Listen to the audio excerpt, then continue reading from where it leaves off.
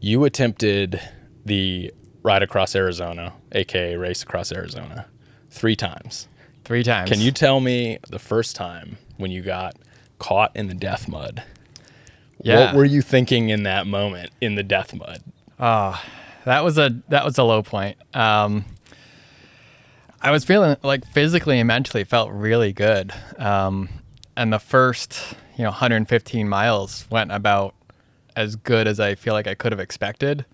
It was actually out of all 3 of them, all 3 attempts, that was my fastest time on the first one. And I think it was because the weather was good. It was cool. And it wasn't sandy, so it was decently fast terrain. Yeah. Got through Baghdad and then started to rain. And it was cold, but it wasn't freezing. So I was like, all right, I'm okay. Like, this is all right. And then went from good dirt to just peanut butter in like seconds. Yeah. And I was like, okay, so This is like kind of as you're climbing out of Baghdad into the Prescott National Forest? Yep. Okay. Yeah, so I think it was on Camp Wood Road. Yep. And it happened real quick. So, I mean, I'm moving along 10, 12 miles an hour, and then all of a sudden I'm just stopped. And the bike is just covered. And I'm like, okay, let me just clean it out. Because the lady that left water out for everybody at like mile 75, she also had these paint sticks. So I took a paint stick. And I was like, all right, I've got this. I'm okay. So I started cleaning off the bike, and it just wouldn't come off. And I was like, maybe I can push the bike. And that didn't work. I mean, I maybe got 100 yards in half an hour. And I was just like, I'm stuck. Like, I can't move forward. I can't move backward. And I started to panic a little bit because at that point, my bike was so heavy. It had to have been 80 pounds. Like, Yeah. I couldn't lift it. Yeah. So I'm sitting there in the rain. Like, I got my stuff like all over. Like, I threw my backpack down. It's muddy. Like, I'm muddy. And then eventually a pickup truck starts coming from the way that I was headed. And I was like, flagged them down. And they're like, what the hell are you doing out here, dude? Yeah. And I told them about where I was headed, what I was trying to do. And they're like, it's like this for 30 miles. I was like, oh. So, I mean, I knew at that point, like, there was no going forward. So I asked them for a ride, and they drove me back to Baghdad. And were you just gonna recover from that moment, or were you already thinking, like, I'm coming back, I'm gonna do this again, or did that set in later on? That set in later. When I got back to Baghdad, I called my wife, and she's like, well, what are you gonna do? Are you gonna stay in Baghdad for the night? And I went to the fire department because I wanted to like at least hose my bike off, so I used their hose. Yeah. And they're like, if it's peanut butter mud, it's going to be like that for 3 days. Yeah. So I was like, all right. So I, called my wife back, and I was like, yeah, I'm done. Like, I'm not going to sit here for 3 days. Some people did an alternate route. Yeah. And I was like, oh, that's awesome. And, that would have been fine. But, I wanted to do the route. Yeah. I didn't want to have like an asterisk next to my, time. Was that your first attempt at an ultra type race, or have you done? Yeah. I've done some like longer rides. About 10 years ago or 12 years ago, I did I attempted the Tour Divide. Okay. And got about 800 miles into Montana and dropped out of that race, unfortunately. That was more of like an injury knee issue. Okay. But yeah, nothing since then. So it'd been a long time since I had tried something like this.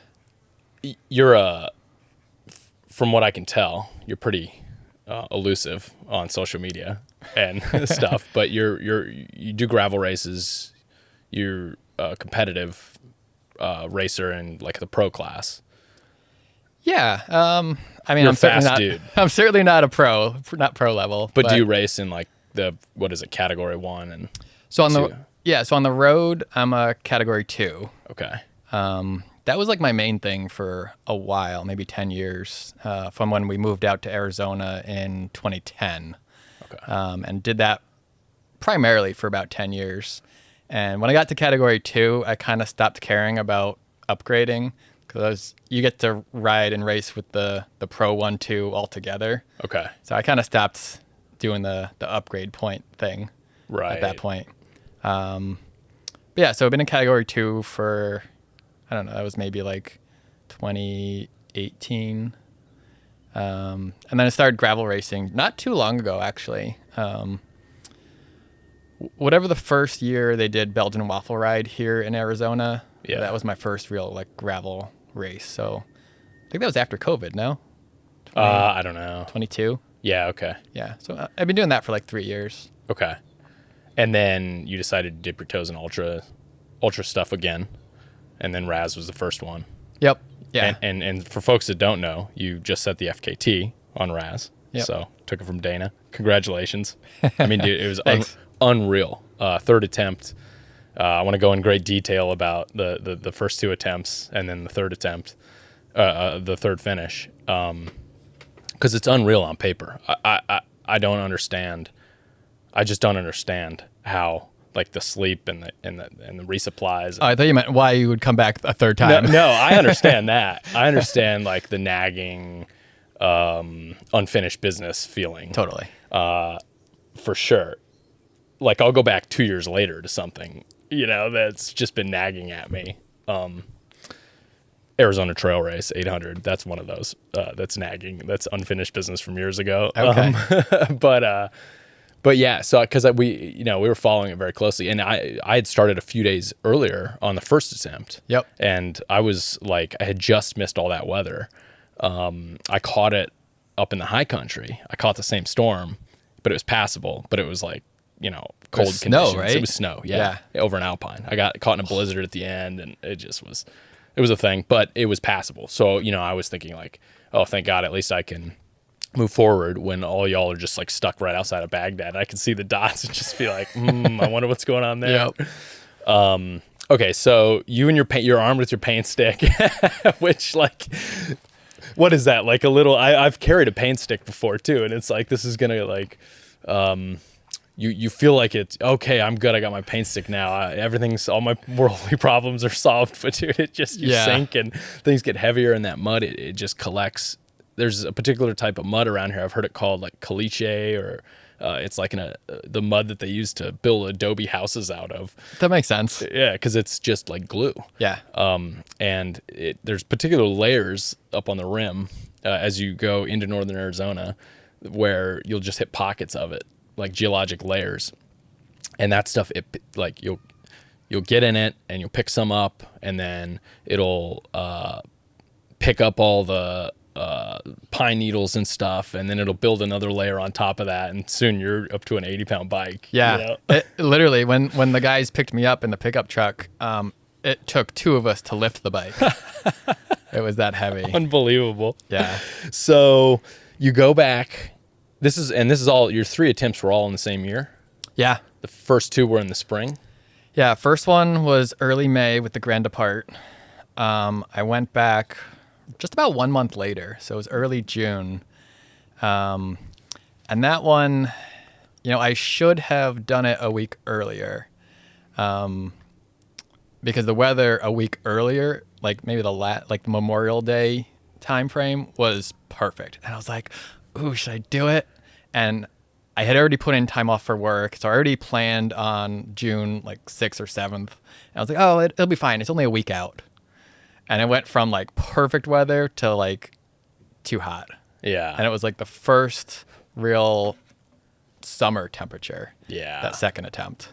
And the course starts at low elevation, 2,000 feet or something, at Lake Havasu area? Even lower. I think Craig was telling me. Okay, maybe it's almost sea level. It's like 500 feet or something. Yeah, right on the Colorado River on the western border of Arizona. Yeah, and then you just climb to Baghdad, basically. Yeah. And yeah, so what were the temperatures? So it started in like, And I started real early. I was like, let me get to Baghdad and then get to elevation. And if I can get to elevation, I'll be all right because it won't be that hot. So I started at like 3 a.m. And I think it was mid 80s in Topak at the start. And the forecast was saying like low 90s in Baghdad. And I just remember, going on what is that highway there, the 93? Yeah. I just remember climbing up that, and I'm just like drenched in sweat. Yeah. I'm like nauseous. I couldn't eat anything. I could barely, I could drink, but my stomach was so full of liquid. And I was starting to get dizzy. I'm like, man, it can't be 90 degrees. It's got to be 100 degrees. And when I got to Baghdad, someone who could see what kind of shape I was in, were like, you okay? And they're like, it's like 100 degrees out. I was like, that makes sense. It feels like it. And normally, living in Phoenix, that normally, like, we ride in 100 degree heat all the time. Yeah. But I think it was a combination of I hadn't really ridden in that heat yet this season because I do all my rides super early. Yeah. And if it gets up to 100, you're like just finishing the ride. You're not like 6 hours in and continuing to go when it's 100. Right. Where did you move from before you came to Phoenix? So about 15 years ago, my wife and I moved here from the Northeast. She's from Connecticut. I'm from upstate New York. Okay. So childhood, you grew up in a more moderate climate. Not so cold. Hot, more cold. Yep. Yeah. And because I've heard of this like heat adaptation you can have, you can practice sweating basically. Yeah. You can. That's why people do sauna and they'll do heat training leading into races, particularly to trigger your ability to sweat easier so that you can, your natural radiation system. Yeah, you can cool yourself down, yeah. Yep. And so it sounds like you were having some symptoms of electrolyte loss or imbalance, like being dizzy and... Yeah. I don't know as I would call it like heat exhaustion, but I was pretty darn close. And so I got to Baghdad, I went into Bashas and hung out in there for a while and tried to cool down. And I was just like, I checked my heart rate. My heart rate was still like 130s, just like sitting. And I'm like, and so I sat there for a long time contemplating life. Yeah. I was like, and it was one of those DNFs that when I look back on it, I'm like, yeah, that was the right move. Because when I think about that stretch from Baghdad to Seligman, and the Seligman temperature was still in the mid 90s. So I was like, man, that's 7 or 8 more hours in this close to 100 degree heat. Yeah. I was like, that could have been dangerous. So that was the right decision. Yeah. To drop out of that one. Yeah. I blew up pretty bad because of heat, because it was like 100 or 95. It was 90. The Garmin says whatever, the garmometer is a little off. Yeah. But it was hot. It was really hot. There's that. So this is before Baghdad. There's that big dirt road climb.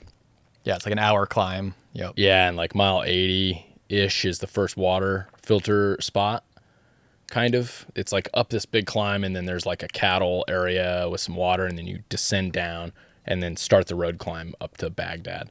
So it was at the top of that gravel road climb that I just completely exploded, destroyed. Like I just didn't drink enough water. The water carry was pretty substantial from the start. Yeah, same here. I never ran out of water at any point. In fact, I probably could have carried less most of the rides. Really? What did you carry? Did you change it throughout the 3, learning from the first 2? No, I pretty much stayed with the same amount. And even that second time when I got the heat exhaustion, I had plenty of water. I never ran out, or it was even low. So I was never like being stingy on my water intake. Yeah. And I don't know, maybe I had like a bug or something that week, and just, I don't know. But no, so my water carry, I always had, or I would start with 2 liters on my back on the pack. And then I had 2 32-ounce bottles on the main triangle and then a 20-ounce bottle underneath. So Okay. 3 bottles on the bike and then the pack. Okay. So how many liters in total? So Ish. 2, 3, 4. I mean, close to 5. 5 liters, yeah. Yeah. And in the third one, I never even used the last bottle, the one that was on the underneath side of the. Oh, like on the bottom of the down tube? Yeah. Yeah. I never used it. Yeah. I never even. Yeah, I never touched it. Really? Just It was stayed always full there. the whole time? Yeah, it was your yeah. insurance water? Yep. Yeah, totally. I feel you on that. I carried a burrito for all of one of those bomb burritos Yeah. for the entire course. Just as my Just food in case. insurance. Yeah, I Yep. never ate it. I think I gave it to my dad at the end when he picked me up. It had been in my pack on refrigerator for 5 days or 4 days, you know. This episode is brought to you by Squirrel's Nut Butter. They make adventure anti-chafe lube and healthy, organic, restorative skin salve. I don't leave home without it when I go on an adventure. I think it's the best in the business, and I am proud to be an ambassador. So check them out at squirrelsnutbutter.com and use my code ENDURANCE20, all caps, for 20% off. But yeah, it's funny how we get into like those insurance carries, you know, especially if you get burned on something. Oh yeah, and you especially run out of food. I was nervous the third time about the heat, but between the second and third attempt, I did a lot more heat riding. Really? Yeah. So, and some longer rides, some overnight rides. So I was feeling a little more confident just physically going into that last one. Yeah, so the first two you didn't really get a whole lot of practice at, like your sleep system and all that, because it was same day, right? You dropped in the same day, basically. Dropped in the same day, got picked up from the same spot both times. Yeah, so then you got a little bit of practice in between through the summertime, and then went back to it in the fall. Yep. Right, which was, I don't know, we're looking at what, a month ago? Yeah, so? What was it, early October? Yeah. First week of October. Yeah. So, yeah, and so let's go into your gear a little bit for the third attempt.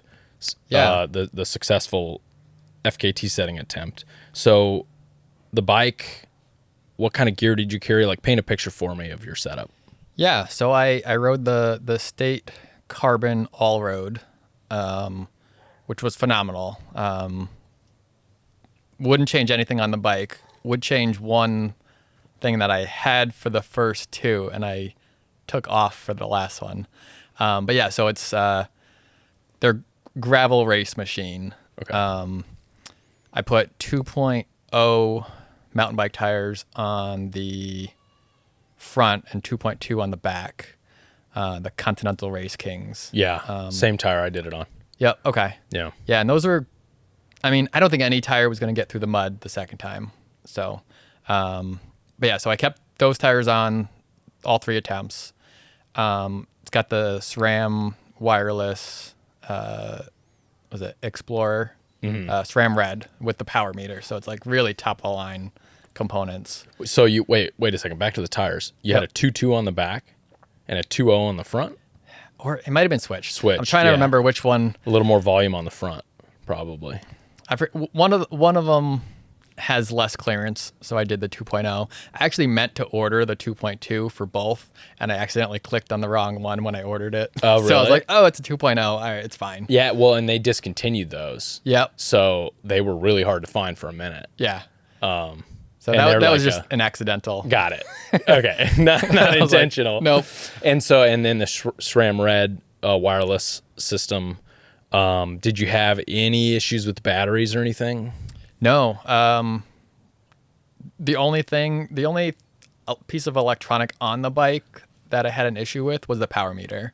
For some reason, I don't know if like the little battery inside the power meter got loose or something with all the, the washboard. Yeah, the coin battery things. Yeah, it stopped working somewhere around mile like 200 or 300, and then it started working again like the last 150 miles. So there was like a good 200 something section where I just didn't have it, but that was fine. Was your strat? Are you heart rate? Do you watch heart rate? Do you watch power meter? Do you watch a combination of both? Yeah, both.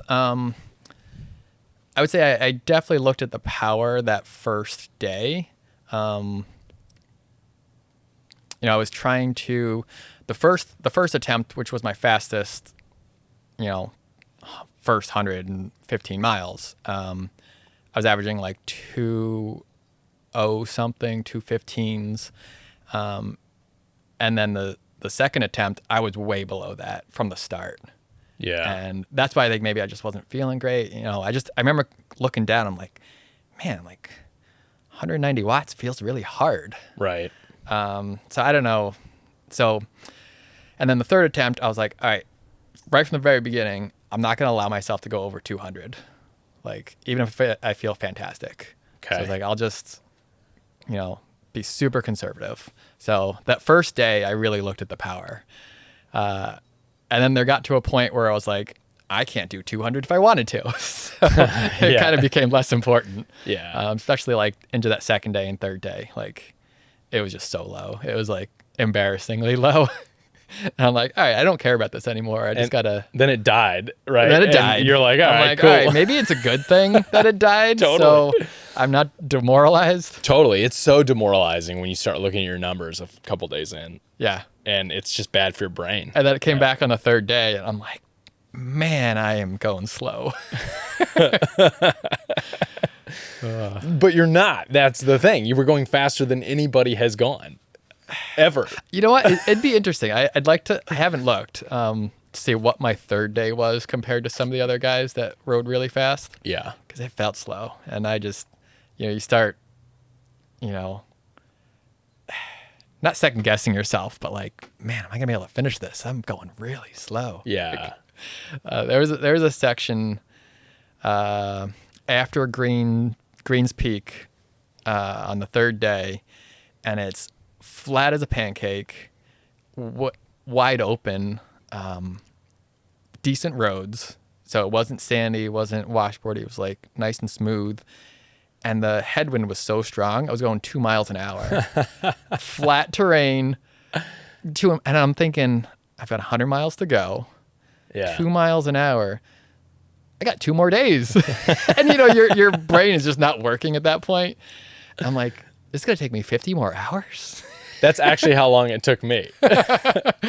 No, not, but I did kind of fall off a cliff there at the end. But are you talking about that part, like right after you get over Greens Peak? Like it's off to your right, right? Yep. Greens Peak is like up off to your right, and you climb up, and then you hit this kind of like open field. Yeah. And it just hammers you. Yeah. Yeah, okay. I remember, dude, I stopped there, and I was like, this is unbelievable. But it was cold. It was like cold wind for me. Okay, that's worse. It was like that storm was coming in, Yeah. Yeah, it was, it had to have been a good 20-mile-an-hour headwind. And I'm looking at the map, and I'm like, all right, I'm pretty much going due south for to the finish, essentially. Yeah. Close to. Right. And I'm going into a headwind that's coming directly from the south, and I'm going 2 miles an hour. And I'm doing all these like calculations in my head on a brain that's really foggy at that point.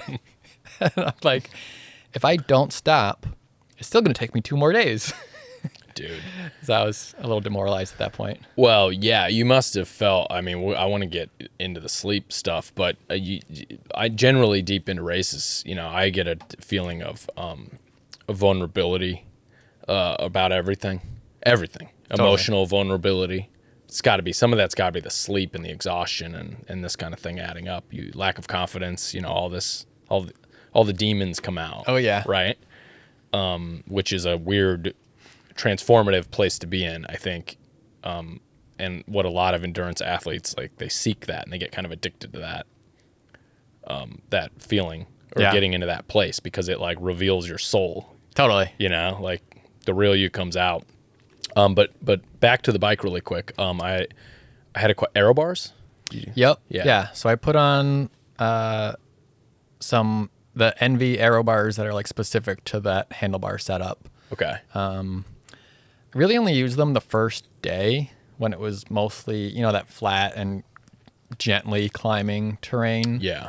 And I knew I wasn't going to use them a ton, but I attached a ton of stuff to them. So I had like a mount for my phone, the Wahoo, battery charger or battery bank, 2 attachments for those, because I had one that was a solar battery bank. So I attached that to the Aero bars. So Yeah, it so it's had more like of- a panel that faced up or something and Yep. recharged as Yep. you were. Wow, that's Yeah. cool. Until it didn't work. I'll tell you about that. Okay. Yeah, so the aero bars were helpful just for getting more stuff on the bike, because you kind of run out of space on the handlebars a little bit. Yeah. Especially with the NV handlebars that I have. They're a flat top, so it's hard to attach some things to it. Oh, are know, they all the molded in with the stem? They're not molded in with the stem, so I guess I could have attached things to the stem Right. a little bit more. But I had my Oh, but they like the carbon is molded flat. Yeah. I see. So you can't do traditional clamps on it. You need special clamps. That's kind of a pain. Yeah. Those are probably like road race specific or, Yep. or gravel Yeah, race I mean specific. it's definitely race specific. Yeah. You know, which they're nice. I mean, you can get down on them on your forearms and like rest a little bit easier than the rounded bars. Yeah. And I'm sure they make more attachments that you can attach whatever you want to them. But I was like, I'm not going to spend more money. I already have the Aero bars, so I'll just throw those on, Right. and they don't add much weight. Right. So yeah, I had the Aero bars. What else for the bike? Yeah, on the back, I had the Redshift suspension seat post, Okay. which was good. When I don't have that, my lower back gets pretty sore just from the washboard and stuff. So I really like the suspension seat post that they make. So that was on there. And then for the first two attempts, I had the State Bicycle suspension fork, Okay. which was phenomenal. And then between the second and third attempt, I did a couple of fast gravel races, you know, the Bear Howard race and then the Pinewood Showdown, Yeah. which both are, I would love to see more people do those races. Those are both awesome events. The Bear Howard's in Flagstaff, right? Yep, And Flagstaff. Where's the other one? The Pinewood Showdown is like Pine Top Lakeside. Okay. Both great courses. Like, you know, you're in the pines. You're in the, you know, you got a lot of shade on both of them. So Yeah. yeah, I hope those stick around and more people do them. Dude, the gravel roads over in Show Low Pine Top area Oh, amazing. are incredible. Yeah. Like little side quest here, but I just did a Fierce Green ride, and it's all it kind of crisscrossed with right across Arizona. Incredible stuff right out of Pine Top. I saw that ride. Yeah. Yeah, it was, dude. Like I want to go back and just do it. The gravel the gravel's the same. It's like the experience. You're in the trees, but there's like way less people. It's not as dense. There's less side-by-side recreational side-by-side traffic. There's more hunting side-by-side traffic. So it's a lot like mellower and calmer and not as racy. Yep. You know, like you're not fearing for your life when you go around corners and stuff. Yep. So that was way more enjoyable on that end. But okay, cool. So those two races, so Bear Howard and then Pinewood Showdown. Yep. Yep. Yeah, so I did those two, and I took off the suspension fork, just because I felt like I didn't need it for those shorter races, and I was like, oh, I'll be able to climb faster, and I did. I definitely climbed faster without the suspension fork a little bit, and then I was like, oh, those races weren't that bad. Like my hands weren't sore, you know, my wrists were fine. I was like, I don't really feel like putting it back on, so I kept the rigid fork for the third attempt, and that was a huge mistake. Okay. That was a huge mistake. I should have put the suspension fork back on. I've still got nerve damage. Really? In both hands. I actually just got a cortisone shot in my carpal tunnel last week because these three fingers were completely numb still. From that. From the third attempt. Wow. So that was my biggest gear mistake. Okay. And, you know, would I have been a little bit slower on the climbs? Maybe. But, and you know what the funny thing was? I had no real hand pain during it. It was like the next 2 days, just like started to go numb. Like the pinky and the ring finger on one hand, and then these three fingers on the right hand. And they just weren't improving. Like it's been almost a month. Yeah. I'm like 100% numb. So cortisone shot helped. I'm starting to get some feeling back. So that's good. But I remember listening to Dana. He said he had the same thing. I think had some nerve damage after. So I should have learned from Dana. Yeah. He's got feet issues. Yeah, That's right. major feet issues he experienced on that, where he has to take his shoes off, and I forget what the condition is that he has, but he takes his shoes off and has to like let them air out or spread out or something. Yeah. So he spent he wasted a lot of time basically dealing with that. Yeah. You know. Your nav was Wahoo, you said? Yep. I used my Wahoo so I had not the entire route uploaded because I couldn't. So I think it was broken down into 6 routes. Right. So I just upload one at a time, and then when I got to the next one, I'd upload the second, third. Yeah, because it couldn't handle a route that big. Yep. Or it wouldn't upload. Yeah. I see. The Garmin's, they upload the route, but they don't warn you that it didn't take the whole thing. That's happened a few times. That's awful. People have learned the hard way. Yeah. So you get to the whatever race morning, you load it up, and it's the first like 40% of it, and then you don't have the last. Oh, could you imagine? You're out there, you have no service, and you're like, what do I do from here? Dude, I mean, it was a real problem. So the Wahoo warns you.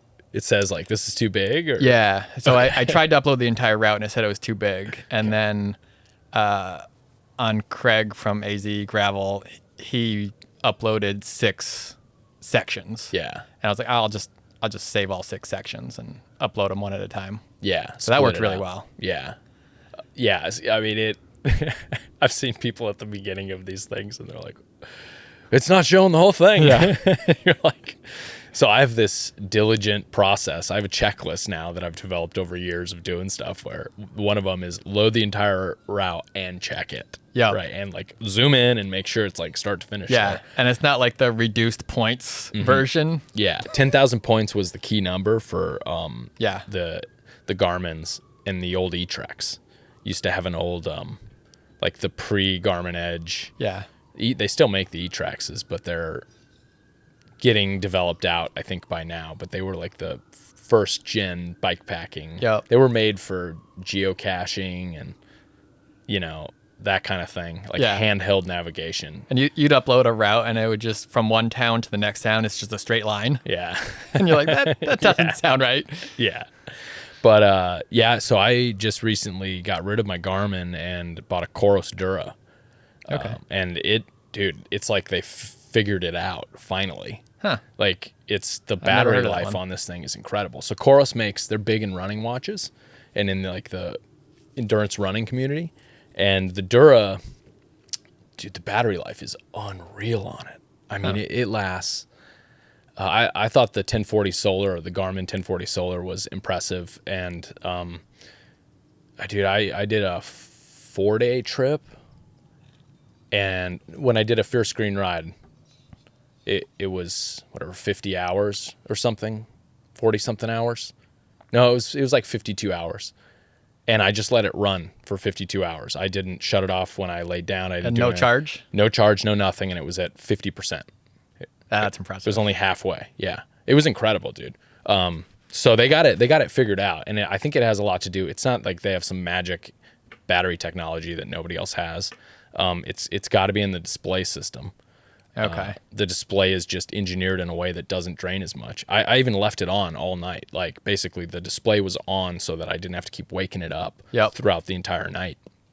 And it was incredible, dude. So I'm like fully sold. The problem with the Dura when they first released it was they got ahead of themselves on the software, and the software was kind of garbage when it first came out. The hardware was great, and that's the important thing, because software can be fixed with upgrade updates. it, yeah. Yep, and they have. I mean, it's been out for now a year and a half, and they've like improved the software, and I mean, it's like a night and day difference for not having the anxiety of having to charge like throughout these things. That's one of my biggest gripes over time, was just like, oh, I'm gonna lose my nav, and then what do you do?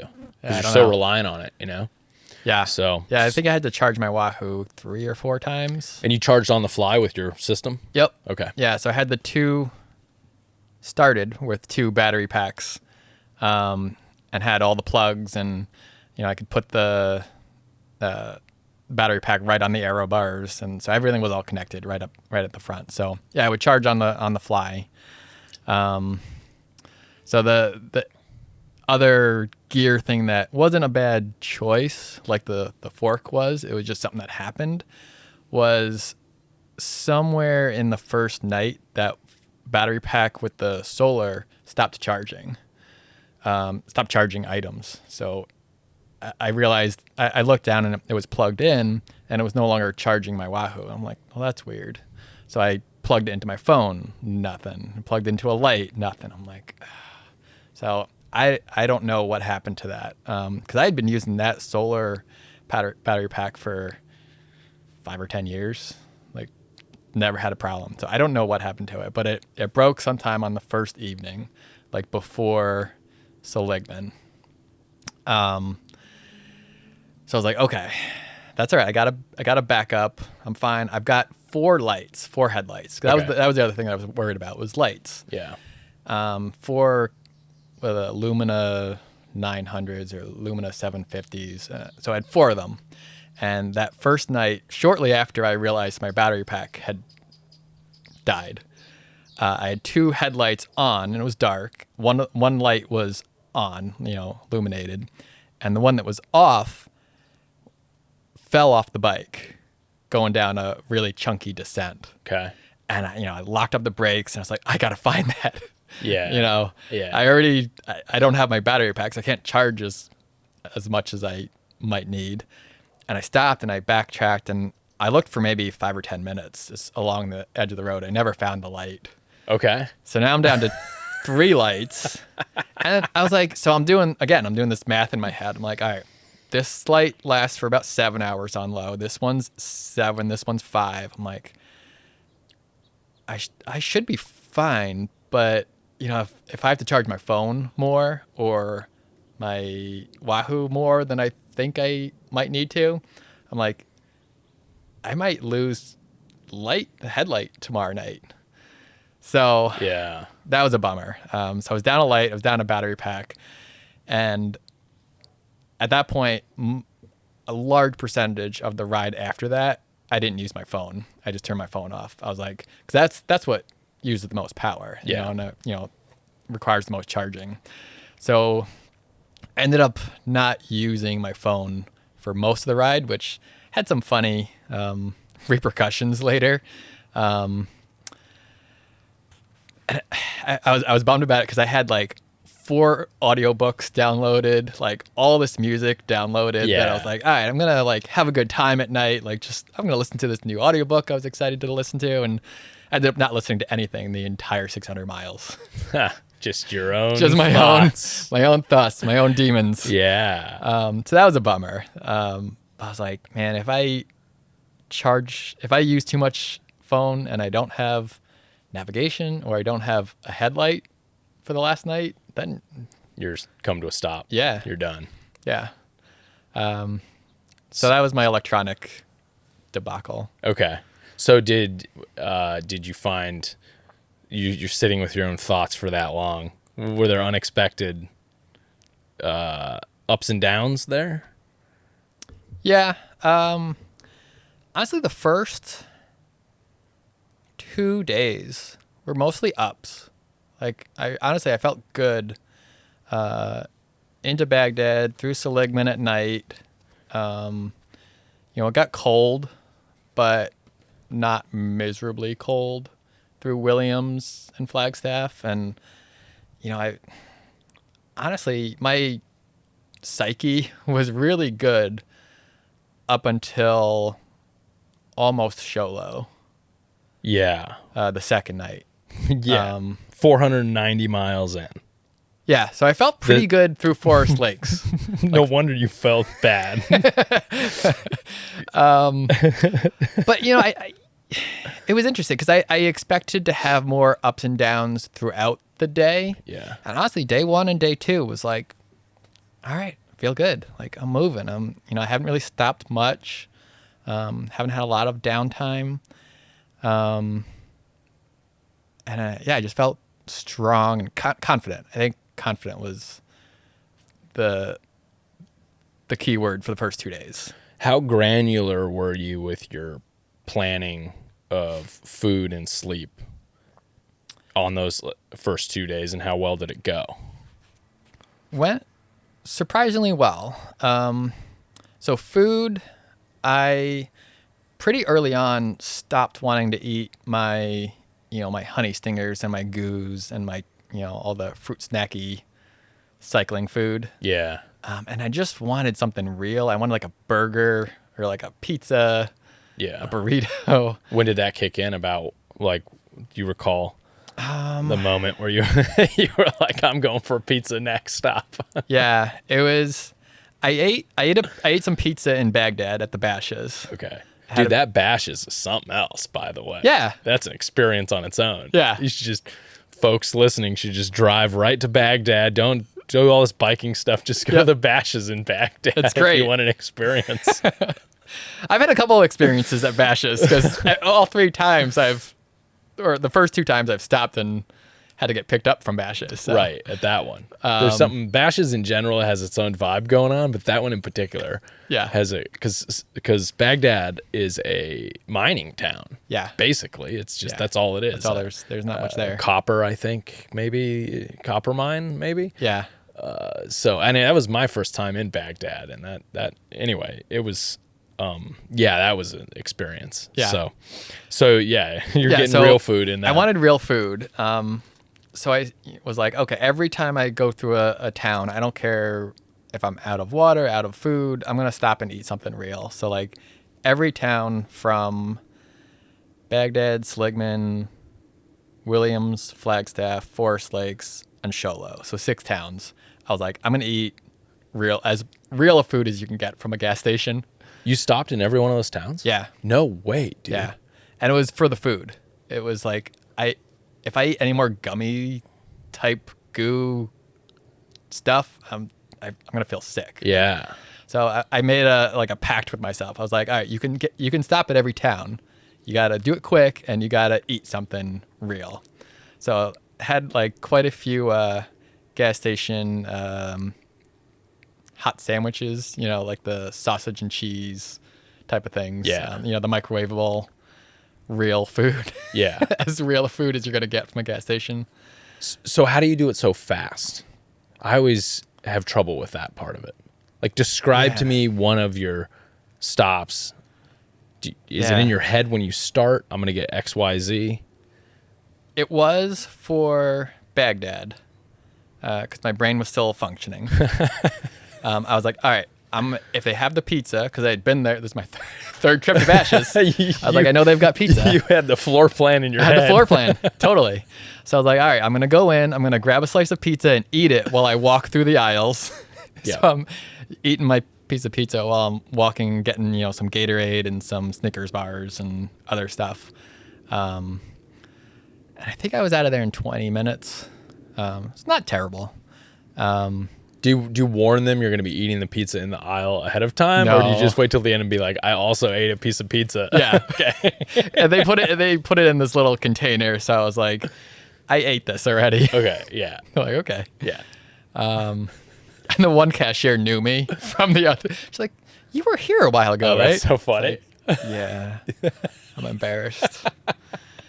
Yeah, that's me. Because both times, the other times, I was there for hours. Yeah. Sitting in Bashas. I got kicked out the second time.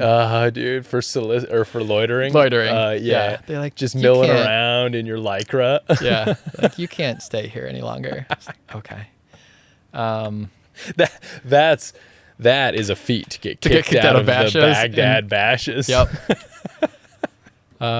Yeah, me and I forget her name. One of the first time when it was cold, I was in there for hours because I was waiting for my friend Tom picked me up the first time, and I was in there for hours. Yeah. Because I was trying to first figure out what the heck I was gonna do. Yeah. And then one of the women that finished the alternate route, she was there too, and we both got kicked out together. I'm like, come on. Yeah. Let it. Was it Jen Kelly? Possibly. Yeah, I think so. That sounds familiar. Jen Kelly, I think it's Jen Kelly. She was on a bigger mission Yeah, where from she's- Utah. Yeah, Yeah. and she was doing Yep. a giant loop, and Yes, I Raz think was it was her. only part of it. And she Which is ridiculous. yeah, I don't know if you followed her whole journey, but she ended up like having to detour to get a wheel fixed, wheel. I think. Yep. Yeah, and Yeah, she's she had an epic animal. journey. Yeah, she was out for an adventure for Yeah. sure. Which is when you say, I'm just going to add on Race Across Arizona onto Mm-hmm. my ride. Yeah, brutal. Yeah, so every town I stopped in, Seligman was quick because it was middle of the night. Honestly, I can't even remember what that gas station looked like. I think I was starting to get a little fuzzy in fuzzy brain at that Seligman? point. Yeah, Yeah, there's like right off the interstate. yeah, There's a gas station that's not actually in the town of Seligman. yeah. Is Yep. that the one you stopped That's the one at? I stopped Yeah, at. because it's the most convenient. Yep, it's right on the route. Yeah. I know I stopped there. I don't know what I ate. There's don't- like a Subway in there and Mexican sort of like fast casual type thing. Yeah, they built didn't into have it. any of that going. Okay. Because it was so late at night. Right. Yeah. Because that's what I was planning on. I was like, if the Subway's open, I'll definitely get like a sandwich or something. But Yeah, so it was something gas station-y. 10 p.m. Yeah. I went back and logged all your track leader stuff. Nice. Yeah. Yeah, and then so from Williams, there, probably a Circle K. Williams was Circle K, which that was honestly a last minute kind of detour. I wasn't planning on doing that. I was planning on going to the Maverick, which was off route just north of the interstate. Yeah. And the reason for that was I knew that they had like pizza, like a Subway, and more real food. Yeah. And I don't even know why I decided. It was literally like it was left to go to Maverick, and then I saw the Circle K. I was like, I'll just do that. Yeah. Yeah. So that was a really quick stop in Williams, and So you're 22 hours in. When that you sounds hit, right. When Yeah, you hit I'm like Williams, it was like 4 a.m. ish. Yeah. 3 or 4 a.m. Are you feeling tired? Do you get tired that deep into the night? Like, how are you feeling sleep wise at this point? Yes. So one of the things that I have a hard time with, which served me well for this type of thing, is I don't sleep very well. So in order to get to sleep at night, just at home, I've got to have like the white noise machine, the comfortable bed, the pillow, like my own pillow. I can have like, so Yeah. I'm a light sleeper. I also have to take a melatonin and a Benadryl every night in Okay. order to fall asleep.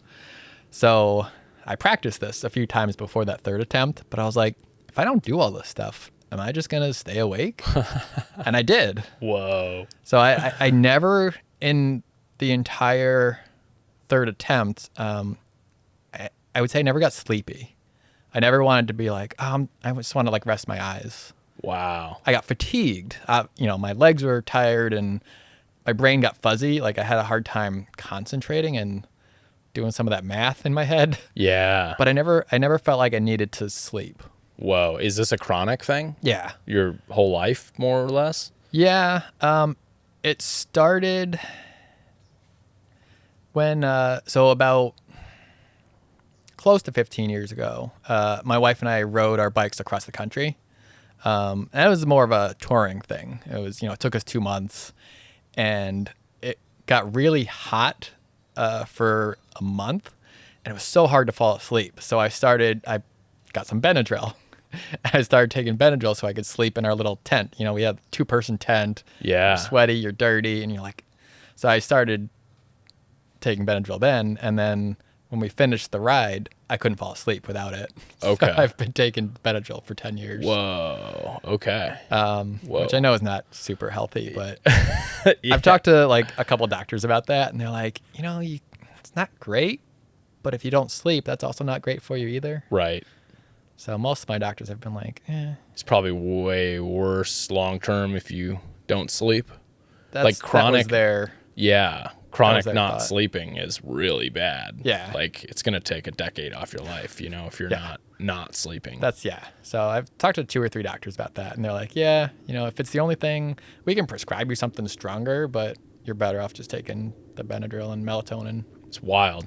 But anyway, yeah. So So the lack of taking that stuff, basically kept you awake. Yeah. Wow, that's wild, dude. And the first night coming into Williams, It's like reverse performance enhancing drugs. yeah, and I didn't do much caffeine either. I was expecting to. I had a whole bunch of those Morton's caffeine gels. Oh yeah, I think I had one, maybe the entire ride. yeah. I was like, all right, I'm gonna wait till I get sleepy to take those, and I never really got sleepy. Wow. But the other thing that kept me up the first night, so 3 in the morning, 4 in the morning, coming into Williams on the pavement, it's a fast descent coming into town. Yeah. I don't know if you remember that part. Yeah. But it's fast pavement, descent. I'm probably going, I'm sitting in my Aero bars because it's comfortable. Yeah. And I'm probably going 35, 40 miles an hour. And 2 elk jump out across the road. Ooh. I missed them by 6 to 10 feet. Like they came right in front of me. I locked up my brakes. Dude. And so I was wide awake after that. Yeah. I Well, mean- sometimes there's more too. Yeah. You know, like there's 4 more that are coming right behind them. Yeah. That are going to take you out. Yeah. I may have still missed them if I didn't brake, but it would have been real close. Yeah. But yeah, I locked up the brakes, and so I was like, There's so many elk in that area. oh yeah. Coming into Williams, I remember that now. Like I was there during the daytime and they were just everywhere. Dude. There's like a big golf course or something, a big green area. Okay. I think coming in because you were at night, so you probably couldn't see. Yeah. Yeah. And they were just like all hanging out on the golf course. It was like Yeah. a really, classy part of Williams that I'd never been in. Like Williams was always kind of that downtown strip kind of, Yeah. you know, a little more, The Route 66. yeah, vibes. Area. Yeah. And it was like this big country club place that I'd never even been to. And so coming in through the backside of that was kind of the grindy climb. There was like a grindy climb that kind of followed a railroad or something for a while. Yes. I got lost back in there. Yeah, that was an interesting area. I was like, am I on the right road? Am I on the right trail? Yeah. Because it wasn't, it was a little confusing. It paralleled this like fence line for a Yep. while, and I went for a long ways on You were on the wrong side. Yeah, Yeah. I had to go back and all the way around. Yeah. Yeah. It's funny. I kind of forgot about that section Yeah. for some reason. But yeah, now I'm picturing it in my head. Yeah. Okay, so let's see. So you did stop in Flagstaff? Yep. So Flagstaff was kind of mid-morning. I just went straight through the town, and then I stopped at the last gas station that you could stop at, which I believe was another Circle K, Yeah. on Lake Mary Road. Yep. It had donuts. I had a lot of donuts. Yeah. Was that an and- impulse buy or a planned buy? That was a little bit of both. I wanted something as real as you could get again. So I got some kind of breakfast sandwich too. I forget if it was like a ham, egg, and cheese microwavable thing. So I ate that, and then I got like 3 or 4 donuts to go, and just Okay. put them in my feed bag on the bars, and I ate donuts for the first hour of the ride after that. Would you say you did most of your calorie consumption off the bike or wall riding?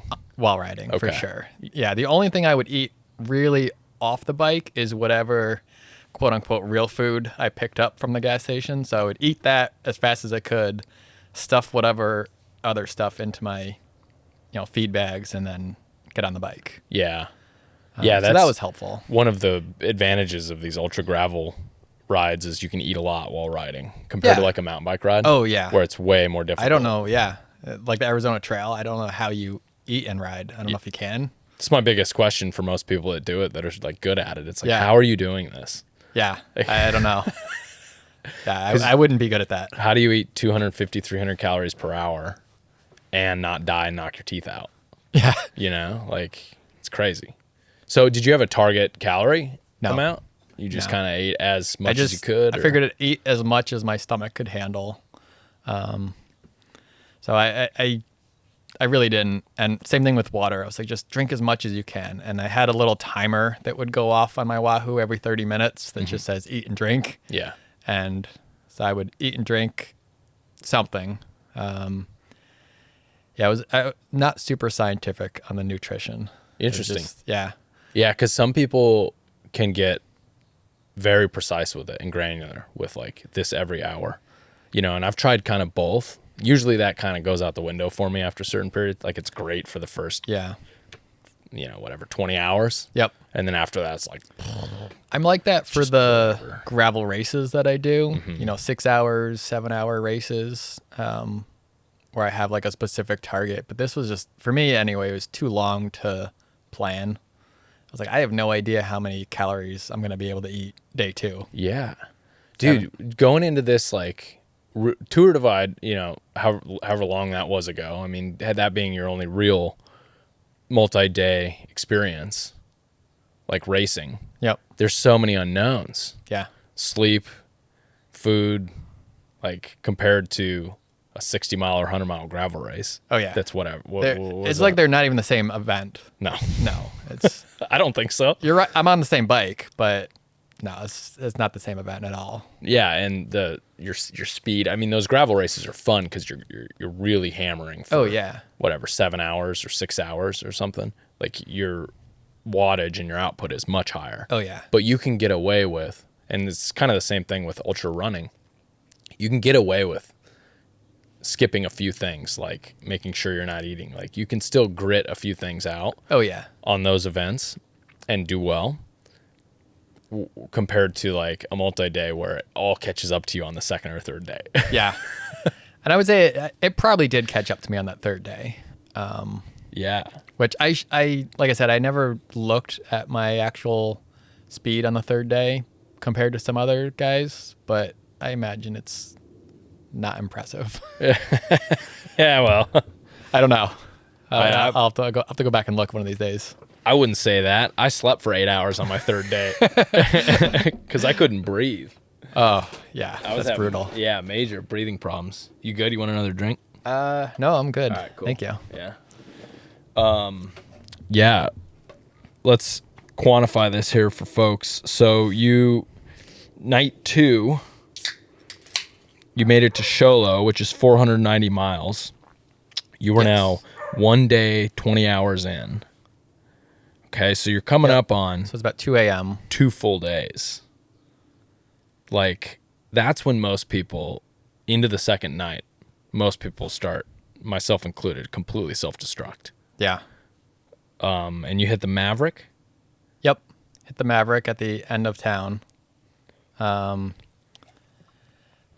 There, I'm a little upset with Google because they told me that I think the McDonald's or something, one of the fast food restaurants was 24/7, and it was not. And I was so angry Okay. because I wanted like a Big Mac or like, I was like, Sholo's the biggest, other than maybe Flag, but one of the biggest towns. I was like, I'm gonna get some like something hearty, and it was Double closed. quarter pounder. Yeah, so that could have been my unraveling, especially if the Maverick wasn't open. But yeah, so I stopped at the Maverick, got, again, a microwavable, some type of sandwich. I forget.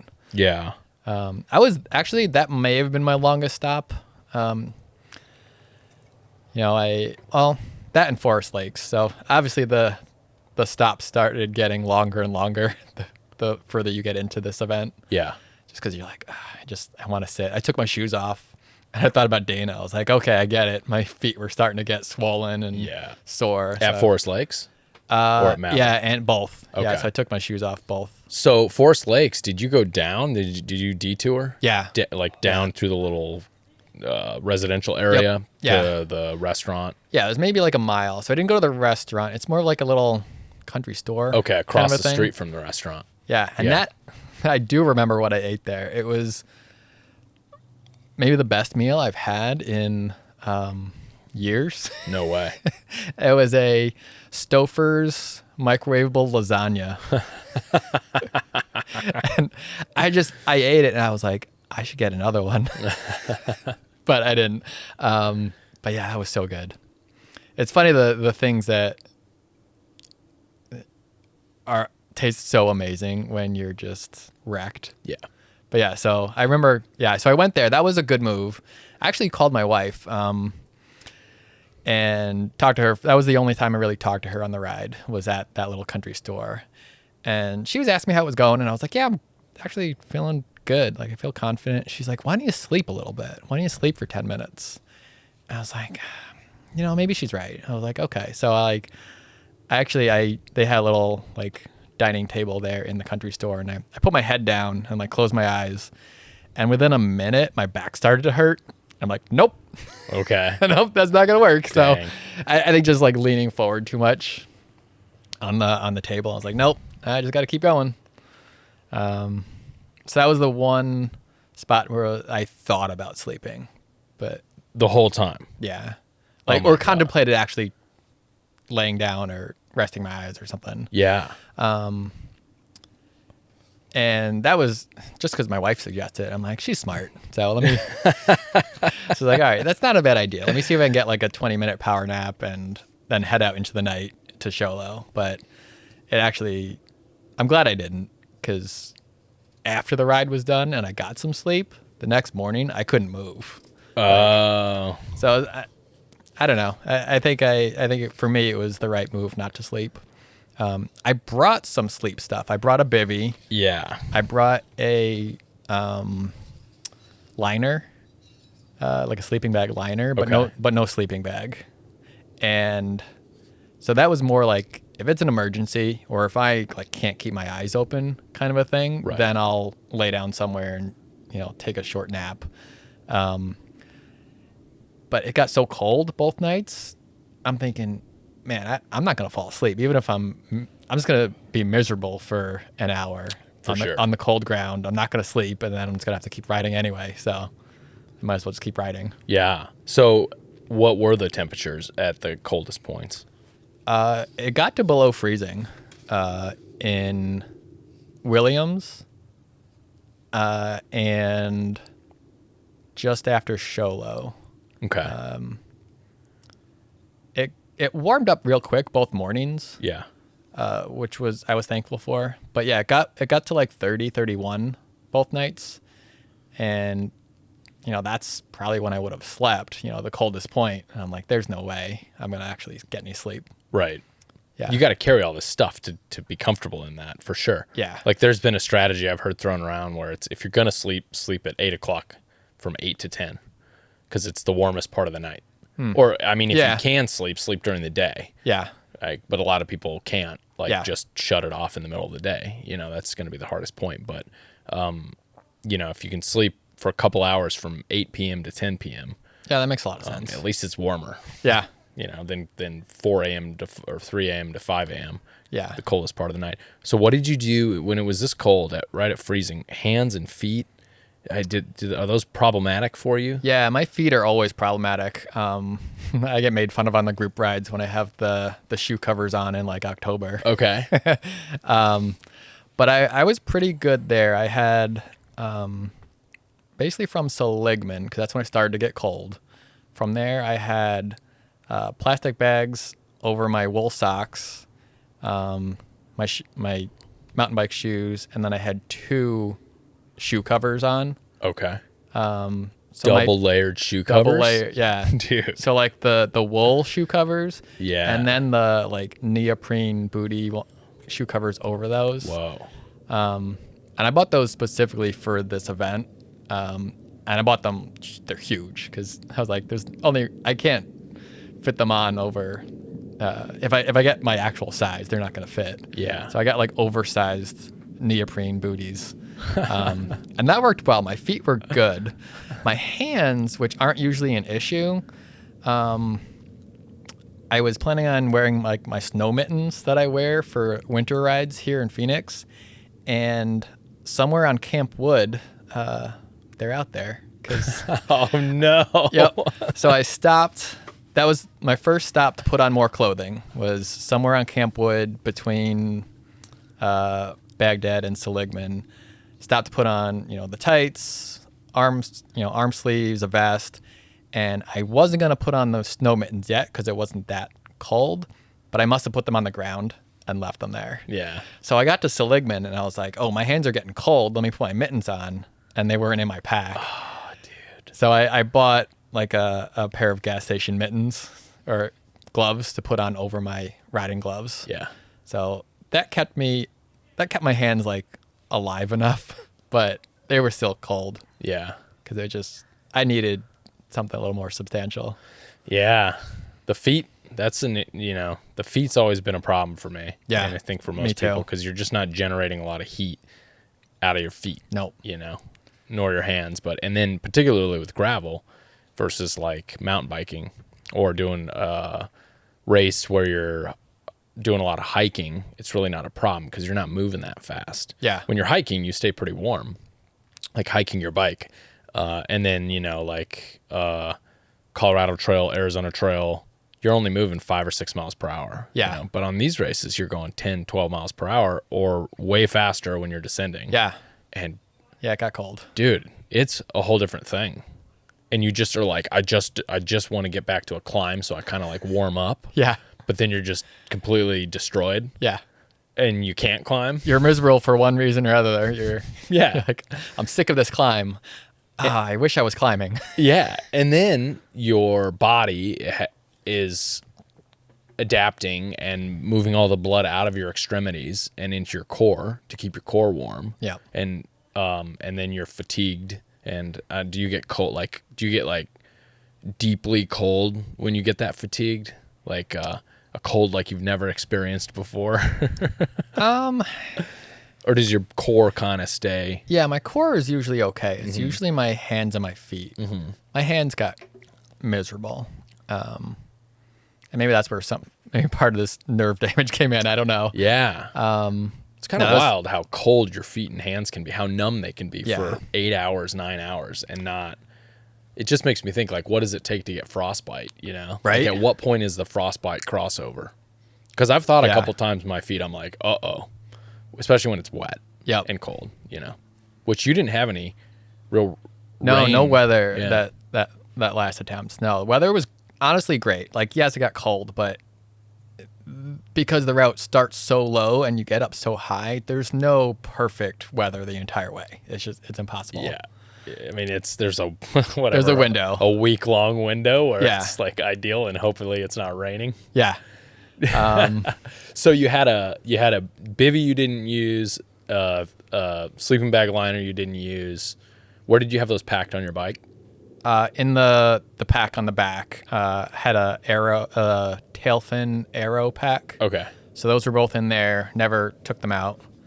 And then I think the reason my core didn't get cold, I had so many clothes on both nights. So I had like the jersey, the vest, a cycling jacket, which is a really thick one, and then arm warmers, and then over the cycling jacket, I had my puffy jacket.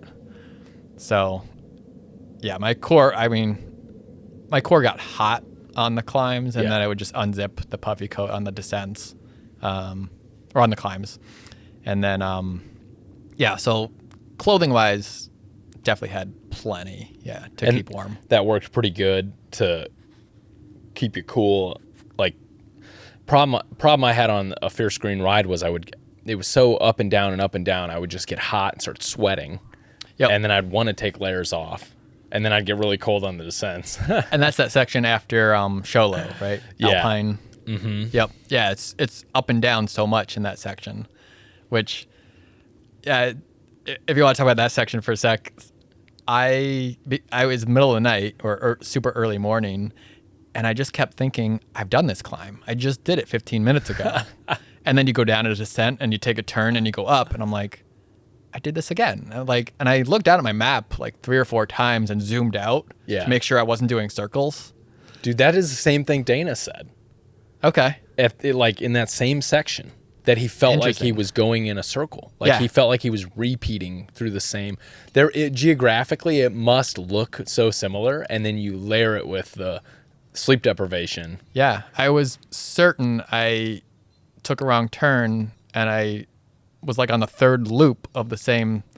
And I was like, all right, let me see if I'm doing circles. And, I'm 10 miles south of where I was, but same thing. It felt like I had done the same climb 8 or 9 times. That's wild. Dude, I've only gotten really disoriented like that. I didn't get that disoriented on Raz. Cause I wasn't pushing like as hard as I could push. I was actually trying to kind of like enjoy myself. It was my first big gravel event. But recently I did another race and I got really disoriented and I was deep in, no sleep. It was the Gunnison Loopy Loop. It was called the Gunny Loopy Loops. And it's just a mountain And you got bike. loopy. Oh, dude, I got so loopy. So, like, there was, there were two signals that were like, okay, it's time to sleep. The first signal was I was looking in these fields, and okay, so this course is outside of Gunnison, Colorado, and it just is like, I explain it to people as it's like Colorado trail race, but just compressed down into like a day. Okay. You're just pushing up these mountain passes over and over and over again all day in the first 100 miles. Like you feel like feel like you're going slow.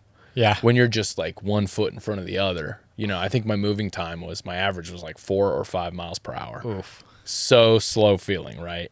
Compared to like a fast gravel ride.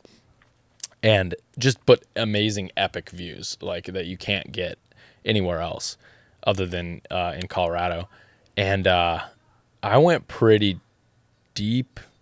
I went through the first night and into the second night, and I sleep really good. Okay. No problem sleeping, I'm jealous. right? Yeah, like it's not a problem. And so that's my biggest battle is like trying to keep my eyes open and just managing the sleep thing.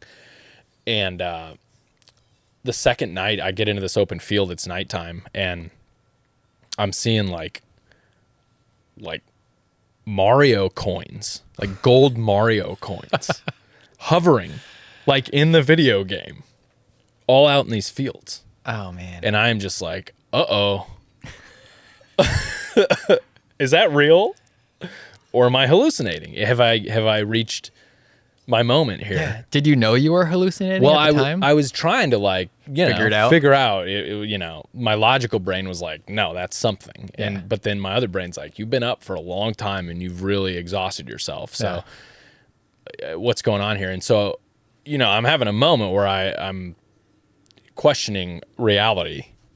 And then I get close enough up to it and I realize that it's just a black cow sitting, like laying down in the field, and it's got a reflective like medallion, some sort of medallion around its neck. That's, I don't know, some ranch thing. So at least it was real. It became, it was a real thing. But that was like my first, like, okay, I'm not hallucinating. Like that was just, I just made up this whole other story about what that the reality of what that was. And then, so I was like, all right, I'll keep pushing. And then a few hours later, I would say probably 6 hours later, which is a few in bikepacking time. Right. It's 12 hours. It's a few hours,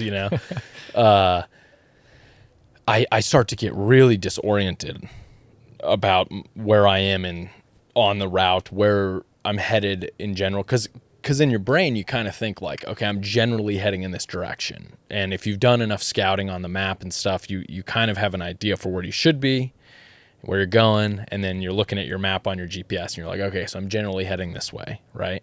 And in this situation, dude, I just was like, I felt like I went in a circle and I went up and over where I had been already, like on some sort of land bridge situation going on, right? I had made up this whole thing but I really had just been following this like line on a curve the whole time, right? So that was the moment where I was like, all right, this is weird. My normal internal compass system is way out of whack. Yeah. I'm going to take 2 hours and like lay down and like, reset, right? That was my signal. So I can relate on that. That happened to me a little bit, where I'm like positive I'm heading east, and like you look down at your map and you're going like southwest. You're like, all right, I'll just keep following the map. I mean, what happens if we didn't have the line? That it's a thing I ponder all the time. Like we're so reliant on this one device. Yeah. You have 2 battery bank backups, right, to keep this device alive. But we have a cell phone, I guess, is the other backup on top of that. You could extract, and then you have like your spot device, which is your safety or your inReach, whichever one you use. You have your call in the helicopter emergency beacon, right? Yeah. So there's multiple layers built into this, but it just goes to show how quickly people can get lost when they're out in the totally woods and disoriented. Yeah, I mean, if I didn't have the navigation and I was just going by like a printed map, I'd be like, no, I'm not going east. You're going the opposite direction you think you're going. Mm-hmm. So I could see how someone can get lost. It's crazy because even if you walk 20 feet off the road or the trail and you look back, especially at night, it's completely disorienting. Yeah. You're like, whoa. Yeah, you hear those stories. Someone walked off the trail to go to the bathroom, and then they never get back to the trail. Yeah. Like I could see how it happens. I heard a story the other day. Somebody said that it was at the finish of the Arizona Trail Race, because the finish was in Flagstaff this year, because of the North Kaibab stuff. Oh, right. So I was able to like see some of the people come in, and we were all lingering around the finish. And somebody said that when they lay down to sleep on these races, they take their bike and they point it in the direction that they need to go the next day. Oh, yeah. So that they don't wake up and start going the wrong way. I heard a story about that happening on the Race Across Arizona self-supported race. Oh, really? It was, I think it was the guy who was in front of Lael Wilcox, and that's what he did. He slept and then started going backwards, and like the two of them are coming head to head to each other in the middle of the night, and they're like, which way are we going? Yeah, like, I'm trying to remember his name. Arizona Trail? You said Race Across Arizona. No, sorry, Race Across America. Oh, yeah. But not RAM, the other one. Right. The Trans Am self-supported race, I think. Right. Okay. I'm trying to remember the guy's name, but yeah. So they yeah. came head to head. Yeah. Yeah. And I guess he had realized that he was the one going the wrong way, so he turned around. Dude. Yeah. Yeah, it's easy. Not Easy good. In my opinion, this is not good when you I understand the competitiveness and like pushing yourself, but man, when you can't, you're so disoriented, you don't know which direction to go or whatever. Oh man, a lot of bad things could happen. Yeah. So I never got to that point, but I did get to the point where I was like, I've done this exact same climb. I know I have. Yeah, that's that was wild. weird. That was so bizarre. and the total time was like, what was it, 60 hours? I had it written down. I can't seem to find it. Oh, my total time? Yeah. 58 something. Yeah, so 58 hours. Yeah. Ish. Dude, without sleeping. Yep. Have you stayed up that long some other time in your life? No. I had done some overnight rides in maybe like September and August to see if I could. So those days, I guess I was up for maybe 30 hours each time. And both times I got home and I ate breakfast and I was like, I feel okay. So I was like, okay, I know I can do one night.